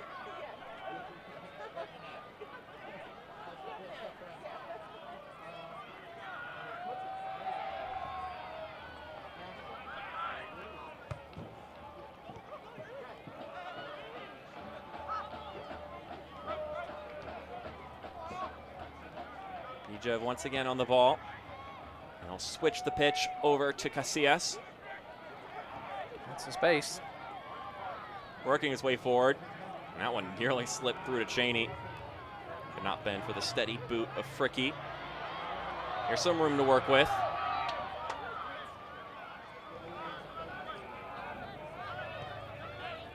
It was Walker who lumbered that one up the pitch. Now Evans. Not the kind of place a man with a tender calf wants to find himself in with the chance to sprint forward. You can see he wasn't quite at full pace. Yeah, there was a bit of a limber. Walker doesn't mind making runs up the middle, normally without the ball, and score from distance. He showed that last year a couple of times. It's a chance now. Gavilanes enters the 18, takes a step, lost his bounce himself, squares it back inside, and it's immediately deflected back out. He's trying a little too hard there, Allen. Winner is Daniel Duncan. Early ball in perhaps would have been better as a foul. Pearson. Pearson's coming a little bit hot and knocking down Ramos. We get a free kick for the Fuego. Talking about the coaching staff for this Central Valley Fuego side. All three of those coaches that are alongside Jaime Ramirez were all having coaching positions or somewhat of similar ties. He has got a ad board hop there. Well aptly done. But all three members of this coaching staff alongside Ramirez were in soccer positions in the Central Valley area before taking on this role. Got the assistant coach Milton Blanco, who last coached Valley FC in the UPSL. Got the assistant coach and fitness director, it was Edison Gonzalez, who was previously the director of coaching for California Odyssey Soccer Club, which has produced a couple of talents that are on the pitch here for the Fuego this season. And then last but not least, you've got Hugo Caballero, who is the goalkeeper coach and coached Fresno FC in 2019 for the championship. So if you want to talk about a team that is committed to the Fresno, born in Fresno flavor, they do it all across the board. They are committed to that mission. You know, I mean, when you've got the kind of talent, the kind of soccer minds that some of these guys have on their shoulders, then I mean, that works. It's great to see friends and family might be able to fill a full section at Fresno State. Here's a chance for a shot. Rocket towards goal off the crossbar. How did that one stay out? A lot of pace on that one, and it just dinged the post. It dinged the frame. Oh my goodness. Absolute laser here from Jamie Smith. That man was beaten completely. Greenville players looked at the assistant referee to see if he thought it crossed the line, but he quickly waved his finger and said no. No goal line technology, obviously, in League One, but encouraging there from Greenville. It's been a while since we've really seen them threaten the Fuego goal. We're going to have a change now. And one of those offensive substitutions are going to come into the game, and it's going to be a professional debut for Jacob Labovitz as he makes his way onto the pitch here in a moment. Played from Great Falls, Virginia. This substitution brought to you by Spinks. Here, Pearson comes out of the game. Labovitz played at Virginia Tech this past school year, coming from Great Falls, Virginia, as an all-ACC selection. John Harks found a gem out of college with Lachlan McLean a couple of years ago. Front, see if he can do it here with Jacob Labovitz. It would be a great time to score a goal for the youngster. This corner kick is presented by PNC Corners for Kids. So some extra firepower for the Triumph as they try to find an equalizer. This one floats inside and it won't find a Triumph head on first or second contact. Now Bijev. It's one right back. Yeah, Labovitz, certainly a striker by trade. See if he goes alongside Jake Keegan, perhaps. Greenville did show more 4-4-2 last year when they had Lomas and McLean.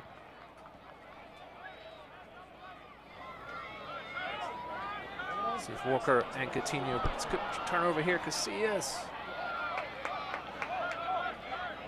Benton Evans tracking all the way back to help out on defense.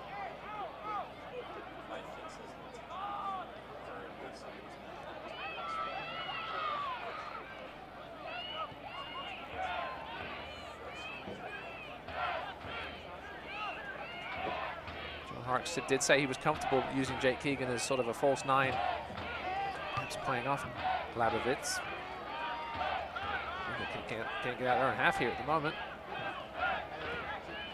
Pressure from the visitors. Continuing to disrupt and not allow any sort of good composure as this one's pickpocketed away. They tuck towards the goal, and the lead has been doubled for the Fuego, and it's a brace for Christian Cheney, playing the role of thief and scoring a second goal for Central Valley. Oh dear, Paul Christensen. Greenville Triumph fans might want to turn away from this replay. Christensen was an okay first touch, but then tried to get a little too clever. Cheney poked his foot in there and then finished from the narrow angle. That's not one for game one. Crucial mistake that is plucked in home by Christian Cheney, who now has 2 goals to his docket. Played last year for the LA Force. We've seen players from the LA Force transfer over to League One, have some talent. Ricardo Ruiz was a guy who played there before making his way to the Red Wolves. Yep. And now he's in USL Championship. And they got something going over there in that club. And now we'll get a substitution. And this is a big one. So after you're up 2 goals, you get to put in maybe the highlight name for this team. Anthony Villardi was the first signing for this Fuego side. And he's another one of those players who is coming back home. Was last with the Pittsburgh Riverhounds in the USL Championship from Reedley, California. And he said it himself, coming back to play in Central Valley feels like everything I've been working for all these years has paid off. And he said, I started my soccer journey here, and being able to have the opportunity to come back home is honestly my dream coming true. And he is a playmaker at that. So, I mean, you're already up 2 goals. And if you're worried about easing him back into the game, then this is your chance to do so. Yeah, I'm surprised Villardi didn't start this one. Previously a ball boy with Fuego too. All the way through the ranks there. Greenville now with a ton of work to do in these final 20 minutes to try and salvage a point. Vallarta, a kid with wide eyes at one point in time, and now may inspire many that was like him, that he was like. A grammatical way to put it.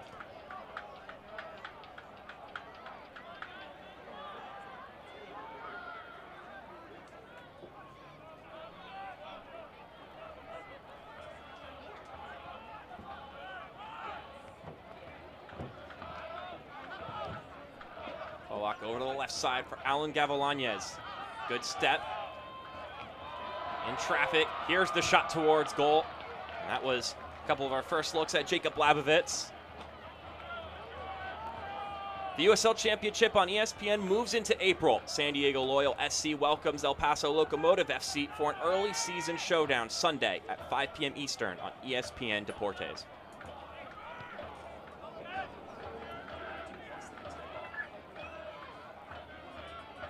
This one comes down the pitch. Cheney trying to bring it in. I was thinking the exact same thing. Casillas. Play it over to the left side for Bijev.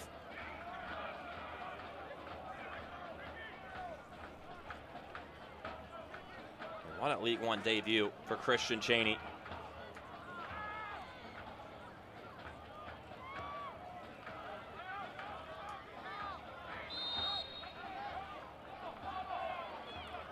He did what, on 2 separate occasions, you want your strikers to do, which is capitalize on mistakes.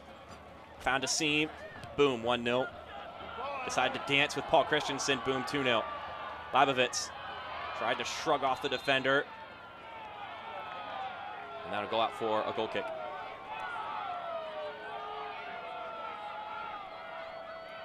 Don't miss a minute of the action in 2022, whether your club is on the road or at home. Catch nearly every second of USL League One action on ESPN+, the home of the USL, MLS, La Liga, the Bundesliga, UFC, and more. Sign up today at plus.espn.com. Give a shout out to some happy folks at the Summer Fox Brewing Company back in California. I'm sure they're enjoying how this one's going. The Fire Squad Fresno. Oh, absolutely. With their team up 2-0 on the road against 3-time finalists. Yeah, if you looked at your schedule and you saw your first game was at Legacy Early College, I think if you didn't know any better, you would go, oh man, that's a tough way to start things off. They've certainly held their own. Risky ball back to Christensen. They've certainly more than held their own in this game.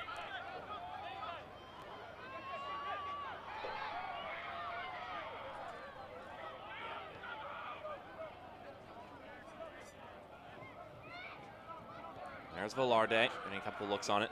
Sporting the number 10, so you know he's going to be a focal point of the team this season, coming off the bench here today. He got a lot of weight on his shoulders as the first signing in club history. If I remember correctly, Tyler Polak was the first signing in Greenville history. He's still with his original team.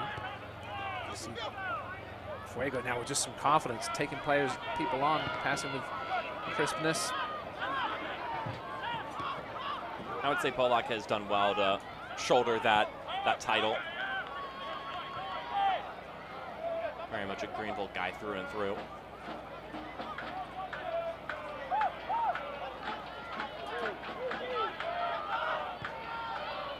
15 minutes left in this game.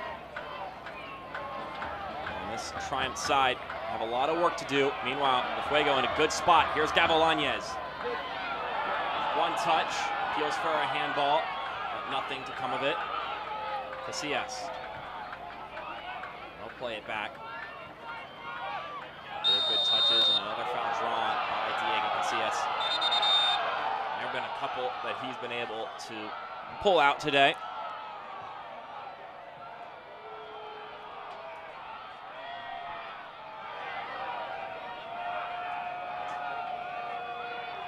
See if we can get another look at this here. Bingo. Yeah, Aaron Walker just a little clumsy and a little late on Casillas after he'd given the ball to his teammate. Casillas making a meal of this, though. I'm not sure there was that much contact.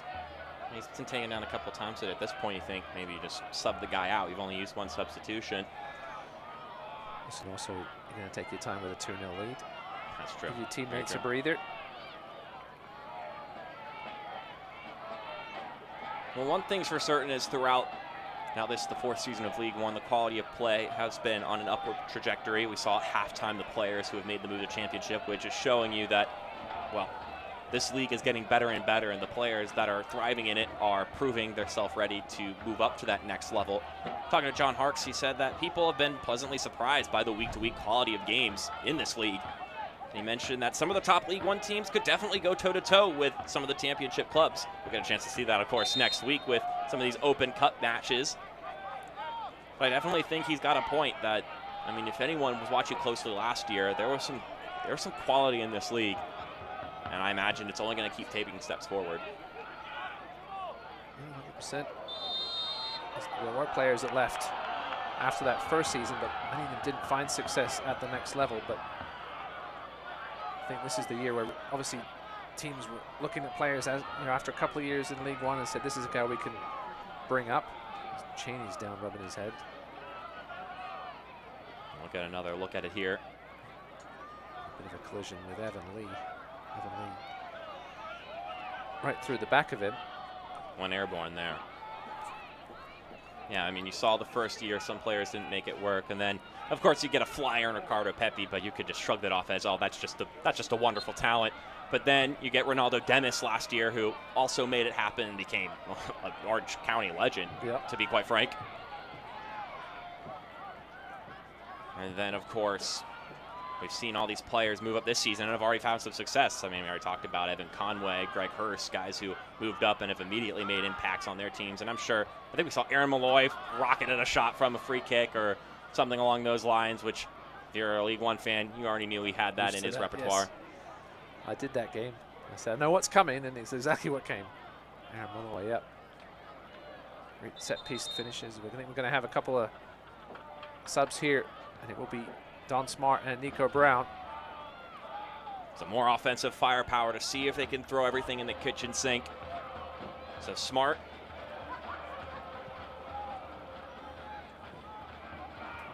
Will make his way into the game here soon, but not yet. Not sure why they didn't have the substitution there. And was it just near they flash up the number 2? I don't know who number 2 is either. Yeah, no, there is no Greenville number 2 on the pitch right now. Gavilanes, floating ball inside, and it's met by Antman.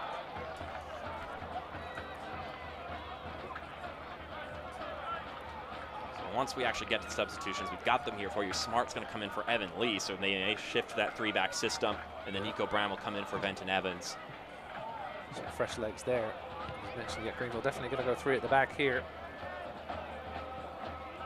Perhaps a 3-4-3. Certainly pushing bodies forward, trying to get themselves back into this game as Cheney's down again. Referee is going to let Greenville play on, though. A lot of bodies falling in this one. That's going to be caught red-handed, clear as day. Diego Casillas has been on the receiving end of a lot of fouls, but this time he'll be receiving the yellow. It was a good foul, though. He was beaten by Tyler Polak and just hooked him around the neck. That one clear as day, though, of course. So there's good cards and there's bad cards. That was a good one as Evan Lee makes his way off. So we got a couple of substitutions coming in. We already mentioned the ones in for Greenville. But Cheney, the goal scorer, going to come out for Renato Bustamante, who was also a member of that Fresno FC team. Don Smart in for Evan Lee once again. Nico Brown for Benton Evans. All these substitutions brought to you by Spinks.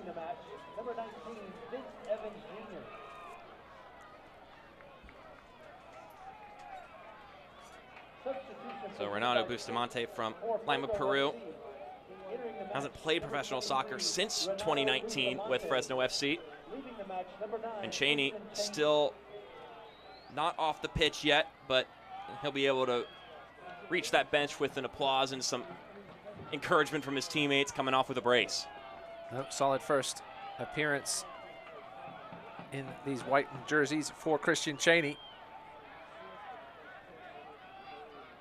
And he'll be welcomed back to the Fuego family, if you will, for that Open Cup game with already some lore behind his name.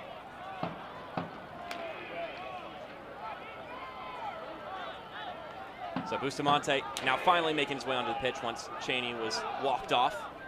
That substitution also brought to you by Spinks as we get this Greenville set piece here as we cross the 80th minute threshold.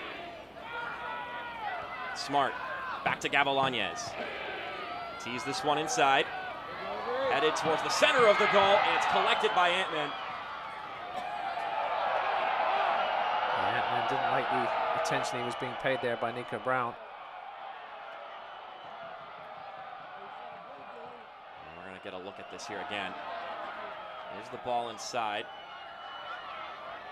It's not a bad header, but yeah, Nico made some contact with the goalkeeper as he went up. Fuego were looking for the free kick, but better off that it's in Antman's hands anyway. He can put some more distance on this one and get it away from that goal. See if he can hold on to this clean sheet. Would be a great way to start his USL career. Played at Hapoel Acre in the Israeli second tier. Before making his way over here, of course.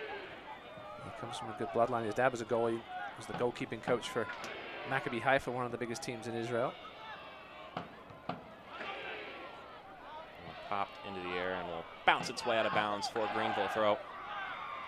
That was another mission of this Fresno side when it came to the players they wanted. Of course, they liked that local spice, but something else that Jaime Ramirez said a month ago when he was still working on compiling his team up, he said, we don't want players who have been playing one position since they were like 12 years old. He said, I don't think that's the best way to go about development either, as that PNC quarter kick for kids is quickly taken. Now Smart looked for the volley, came off the wrong side of the boot, spinning out for a goal kick. They said that I want players who are good footballers and can be played in several spots, so that's the way he also thinks that youth development should be done is, you know, just look at a kid and go, you know what, you're a left back, and then that's it, and it's over. They want guys who understand the game holistically.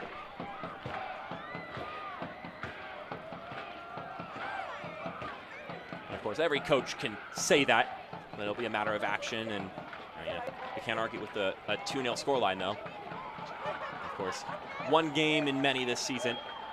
We'll see just how good this Central Valley side is, but absolutely a good first impression. Yeah, these teams in League One with the limited budgets, a lot of them love to have these players that can fill multiple roles. Most teams with only 19, 20 players on a squad. Unlike Championship, we can see teams get into the mid-20s. John Hart's a big fan of those guys that can play multiple positions. Over the years, Max Hemming is obviously the most recent one that could play anywhere from defense to attacking midfield. Cole Seiler, another one, first couple of years for Greenville. Real utility tool.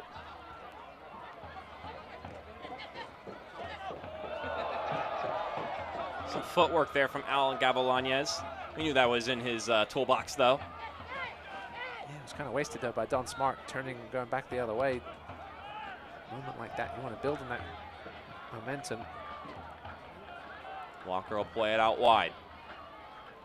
Here's Nico Brown, still moving, plays it back. Jamie Smith has serviced some good balls today, and this one skates through. Gavilanes picks it up, tries to fire it himself. At that point, he probably should have just teed it back inside, and actually it wouldn't have counted anyway, the offside flag going up. Yeah, even Jamie Smith's bad deliveries seem to find their way into dangerous areas. That one just couldn't find a foot of a Greenville player. Somebody was offside anyway. Just has that magic touch right now.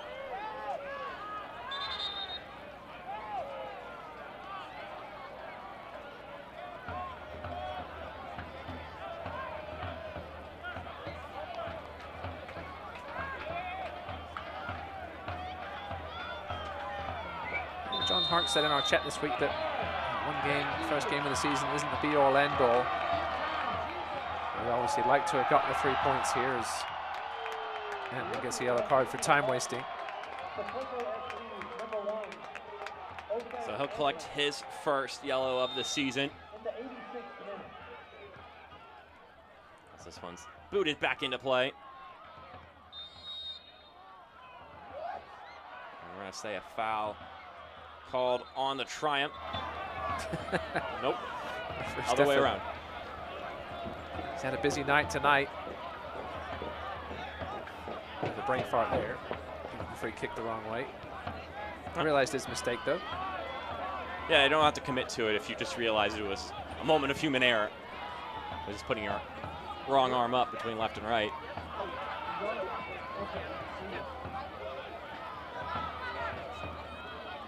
Pollock.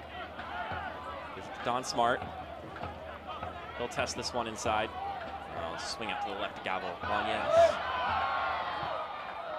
That's a nice swinging ball inside the header off the target. How did Alan Gavilanes conjure that one up? Yeah, he turned on a dime and left his defender in the dust. Put a lovely ball in. Maybe a little high for Labowitz. Just couldn't direct it on target. It's a chance, though. Guess who? Diego Casillas back down on the turf. Like I said earlier, he's provided some value for you if you're Central Valley. Some people have the opinion that this Greenville turf isn't great. Casillas will have a good opinion. He's been so close to it tonight most of the evening.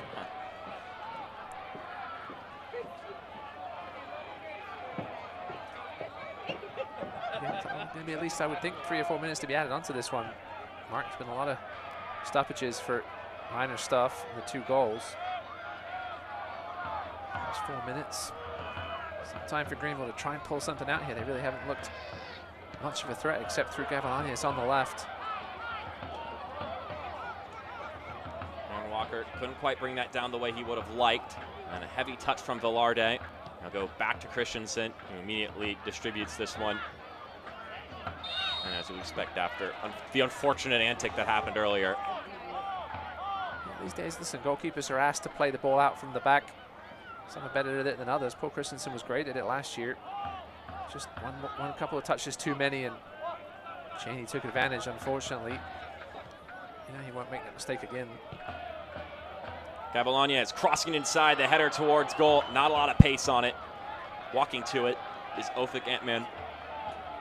Labowitz has found himself in positions to get on the end of balls. That's a good sign.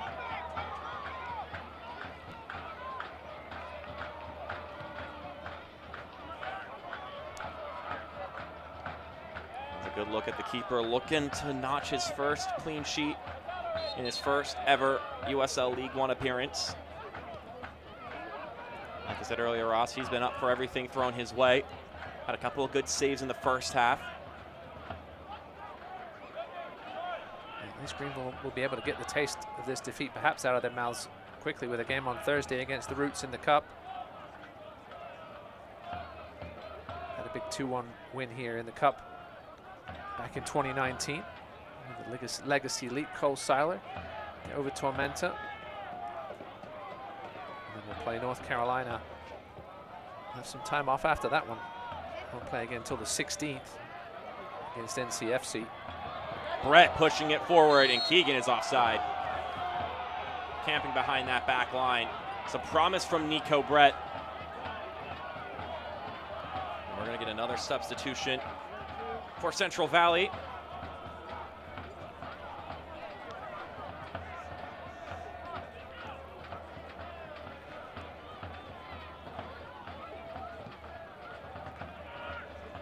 Check that Nico Brown from earlier.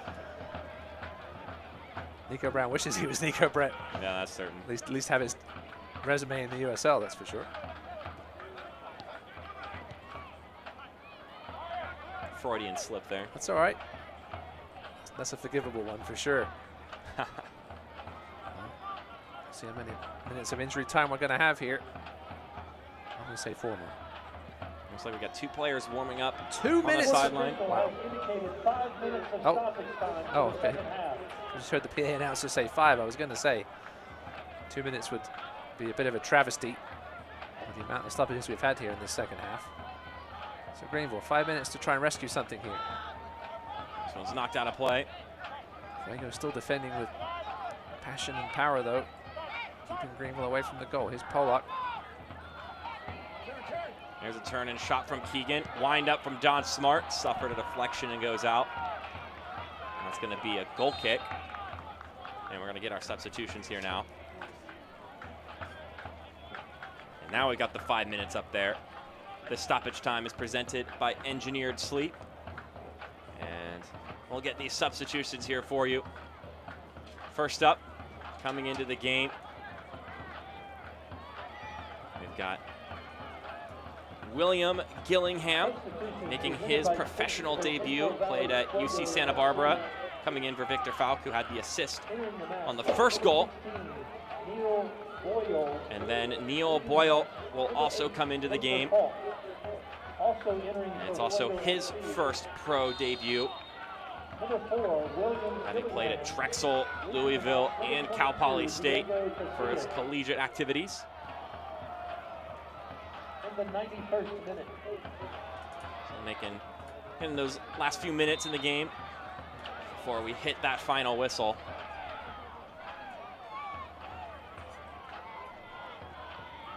So the Fuego coming in with a physicality, not going to play it lightly in their first ever game. And they did come in with some of that first game energy that you would anticipate. And the big question for Greenville this year was going to be, how do you replace Marius Lomas and Lachlan McLean? Obviously had their spells. McLean injured and Lomas had a bit of a dry spell the second half of the season, but obviously got after that thundering start. And where were the goals going to come from? Obviously, we're only 1 game in here. The chances have been sparse, especially in the second half here. Alan Gavilanes has looked bright. Keegan's been relatively invisible since that volley chance in the first half. I'm sure John Hartz will be disappointed with this performance. Obviously, you give away 2 soft goals. You certainly weren't outplayed for any parts of this game by the Fuego.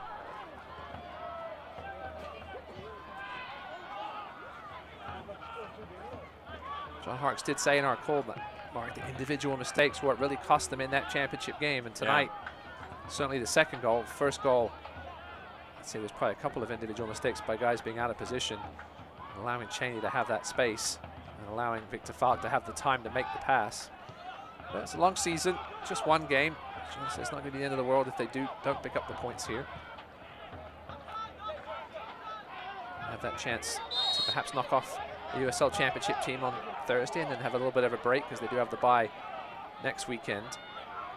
Yeah, with 11 teams, you're always going to have at least one team that's going to have a week off.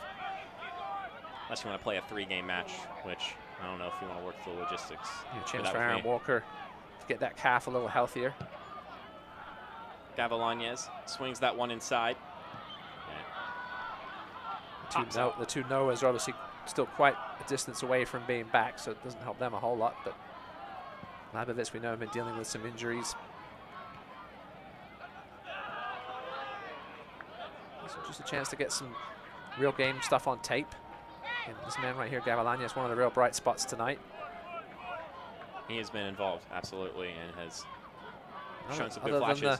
Other than the first goal, the defense played pretty well. It limited Fuego to half chances. Paul Christensen didn't do a whole lot of anything until that first goal. Made a couple of nice claims. That one booted away by Christensen. Speaking of the man himself, of course.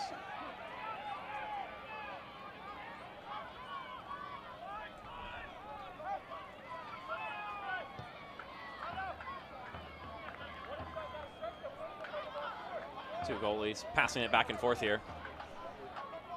Fuego fans will love to see it. Big day in their history. They're going to come home from the East Coast with 3 points.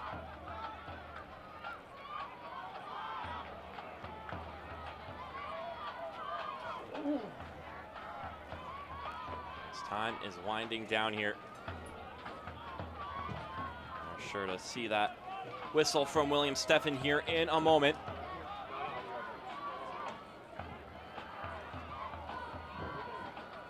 There's a ball to Anthony Villardi. The first signee in this club's history.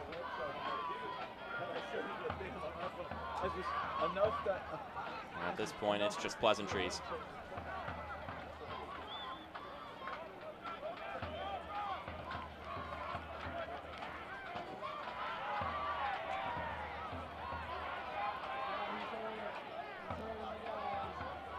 Bijev a little slow to get up, and the ref not going to stop play, just let it go on. Reaching a minute of added time and added time.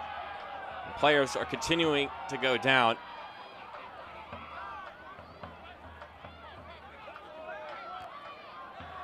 Fricky.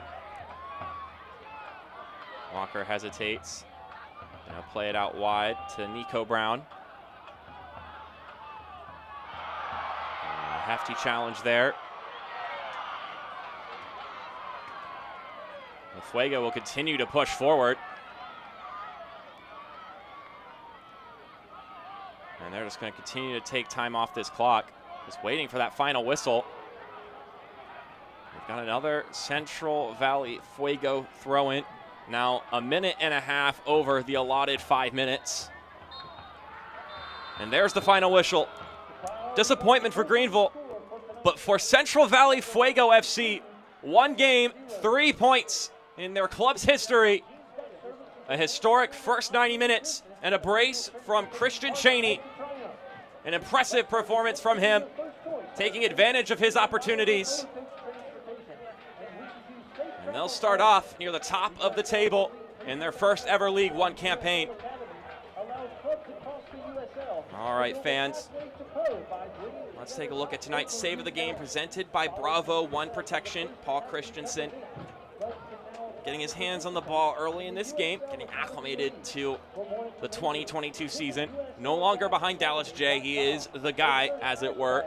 He'll have to prove it throughout this season, though, of course, as we now look at tonight's Play of the Game presented by GSP Airport.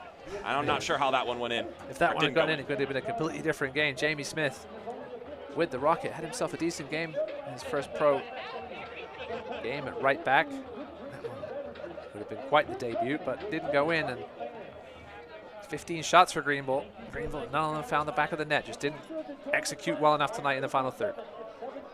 So, an excellent day for Christian Cheney. We're going to step aside for a quick break, but do not leave quite yet. We've got some post-game coverage for you coming up next on ESPN+. We'll see you on the other side.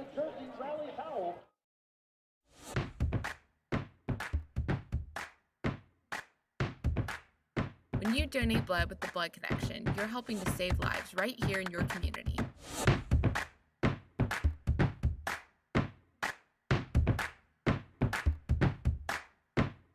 Donate blood with the Blood Connection, your community blood center.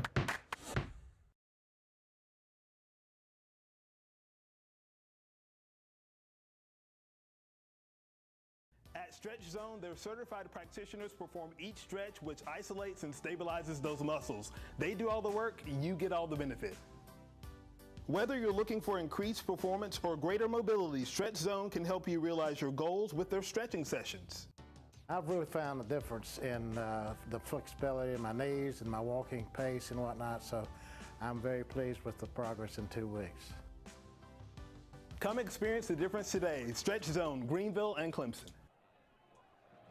Welcome to tonight's post-game coverage presented by Priority One Security. Your final score, 2-0 to the visitors in their first ever League One matches. We see the lecture from John Harkes after this game. Now let's take a look at the full-time highlights presented by GSP Airport. Mark Schoenster alongside me, Ross Davenport. Ross, ultimately, this came down to 2 mistakes being capitalized on by the Fuego. Yeah, just a failed clearance there, and a lovely ball through by Victor Falk to Cheney. Christensen tried to come out to close the angle, but Cheney opened his account. Lovely that ball with the outside of the foot. Defender's out of position, and a good finish by a man who knows how to finish, Christian Cheney. And then we'll probably hear more times here today. Now, this was the chance that could have changed the way this game looked. It would have made it 1-1 if it had just been a decimal lower, if it had just been a hair lower. Jamie Smith could have opened up Greenville Triumph's account this season in the goal-scoring department. Couldn't get it done. As a right back, you dream of balls falling to you like that on the half volley, and then this one is an unfortunate mistake by Paul Christensen. Just trying a little too hard to make something happen from the back. His first touch was fine, looked up, looked centrally, looked left, and then good pressure by Cheney in the end. They really forced the turnover. Yeah, disappointing start for the Triumph, but plenty of time for them to right the ship. Absolutely. The Greenville Triumph. Up next is Oakland Roots, and then their next League One game is at North Carolina FC at Wake Med Soccer Park, so just a little bit up north. Meanwhile, for Fuego, they've got El Paso, and then next Friday, they'll be at the Charlotte Independence back on the East Coast once again for League One action. But for tonight, that is all that we've got here today. For our entire broadcasting crew and Ross Davenport, my name is Mark Schoenster saying thank you for watching this broadcast.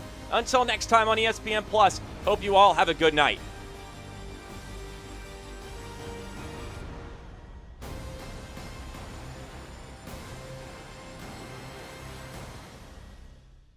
Telecast of the United Soccer League League One cannot be retransmitted, rebroadcast, or reproduced without the expressed written consent of the United Soccer League League One.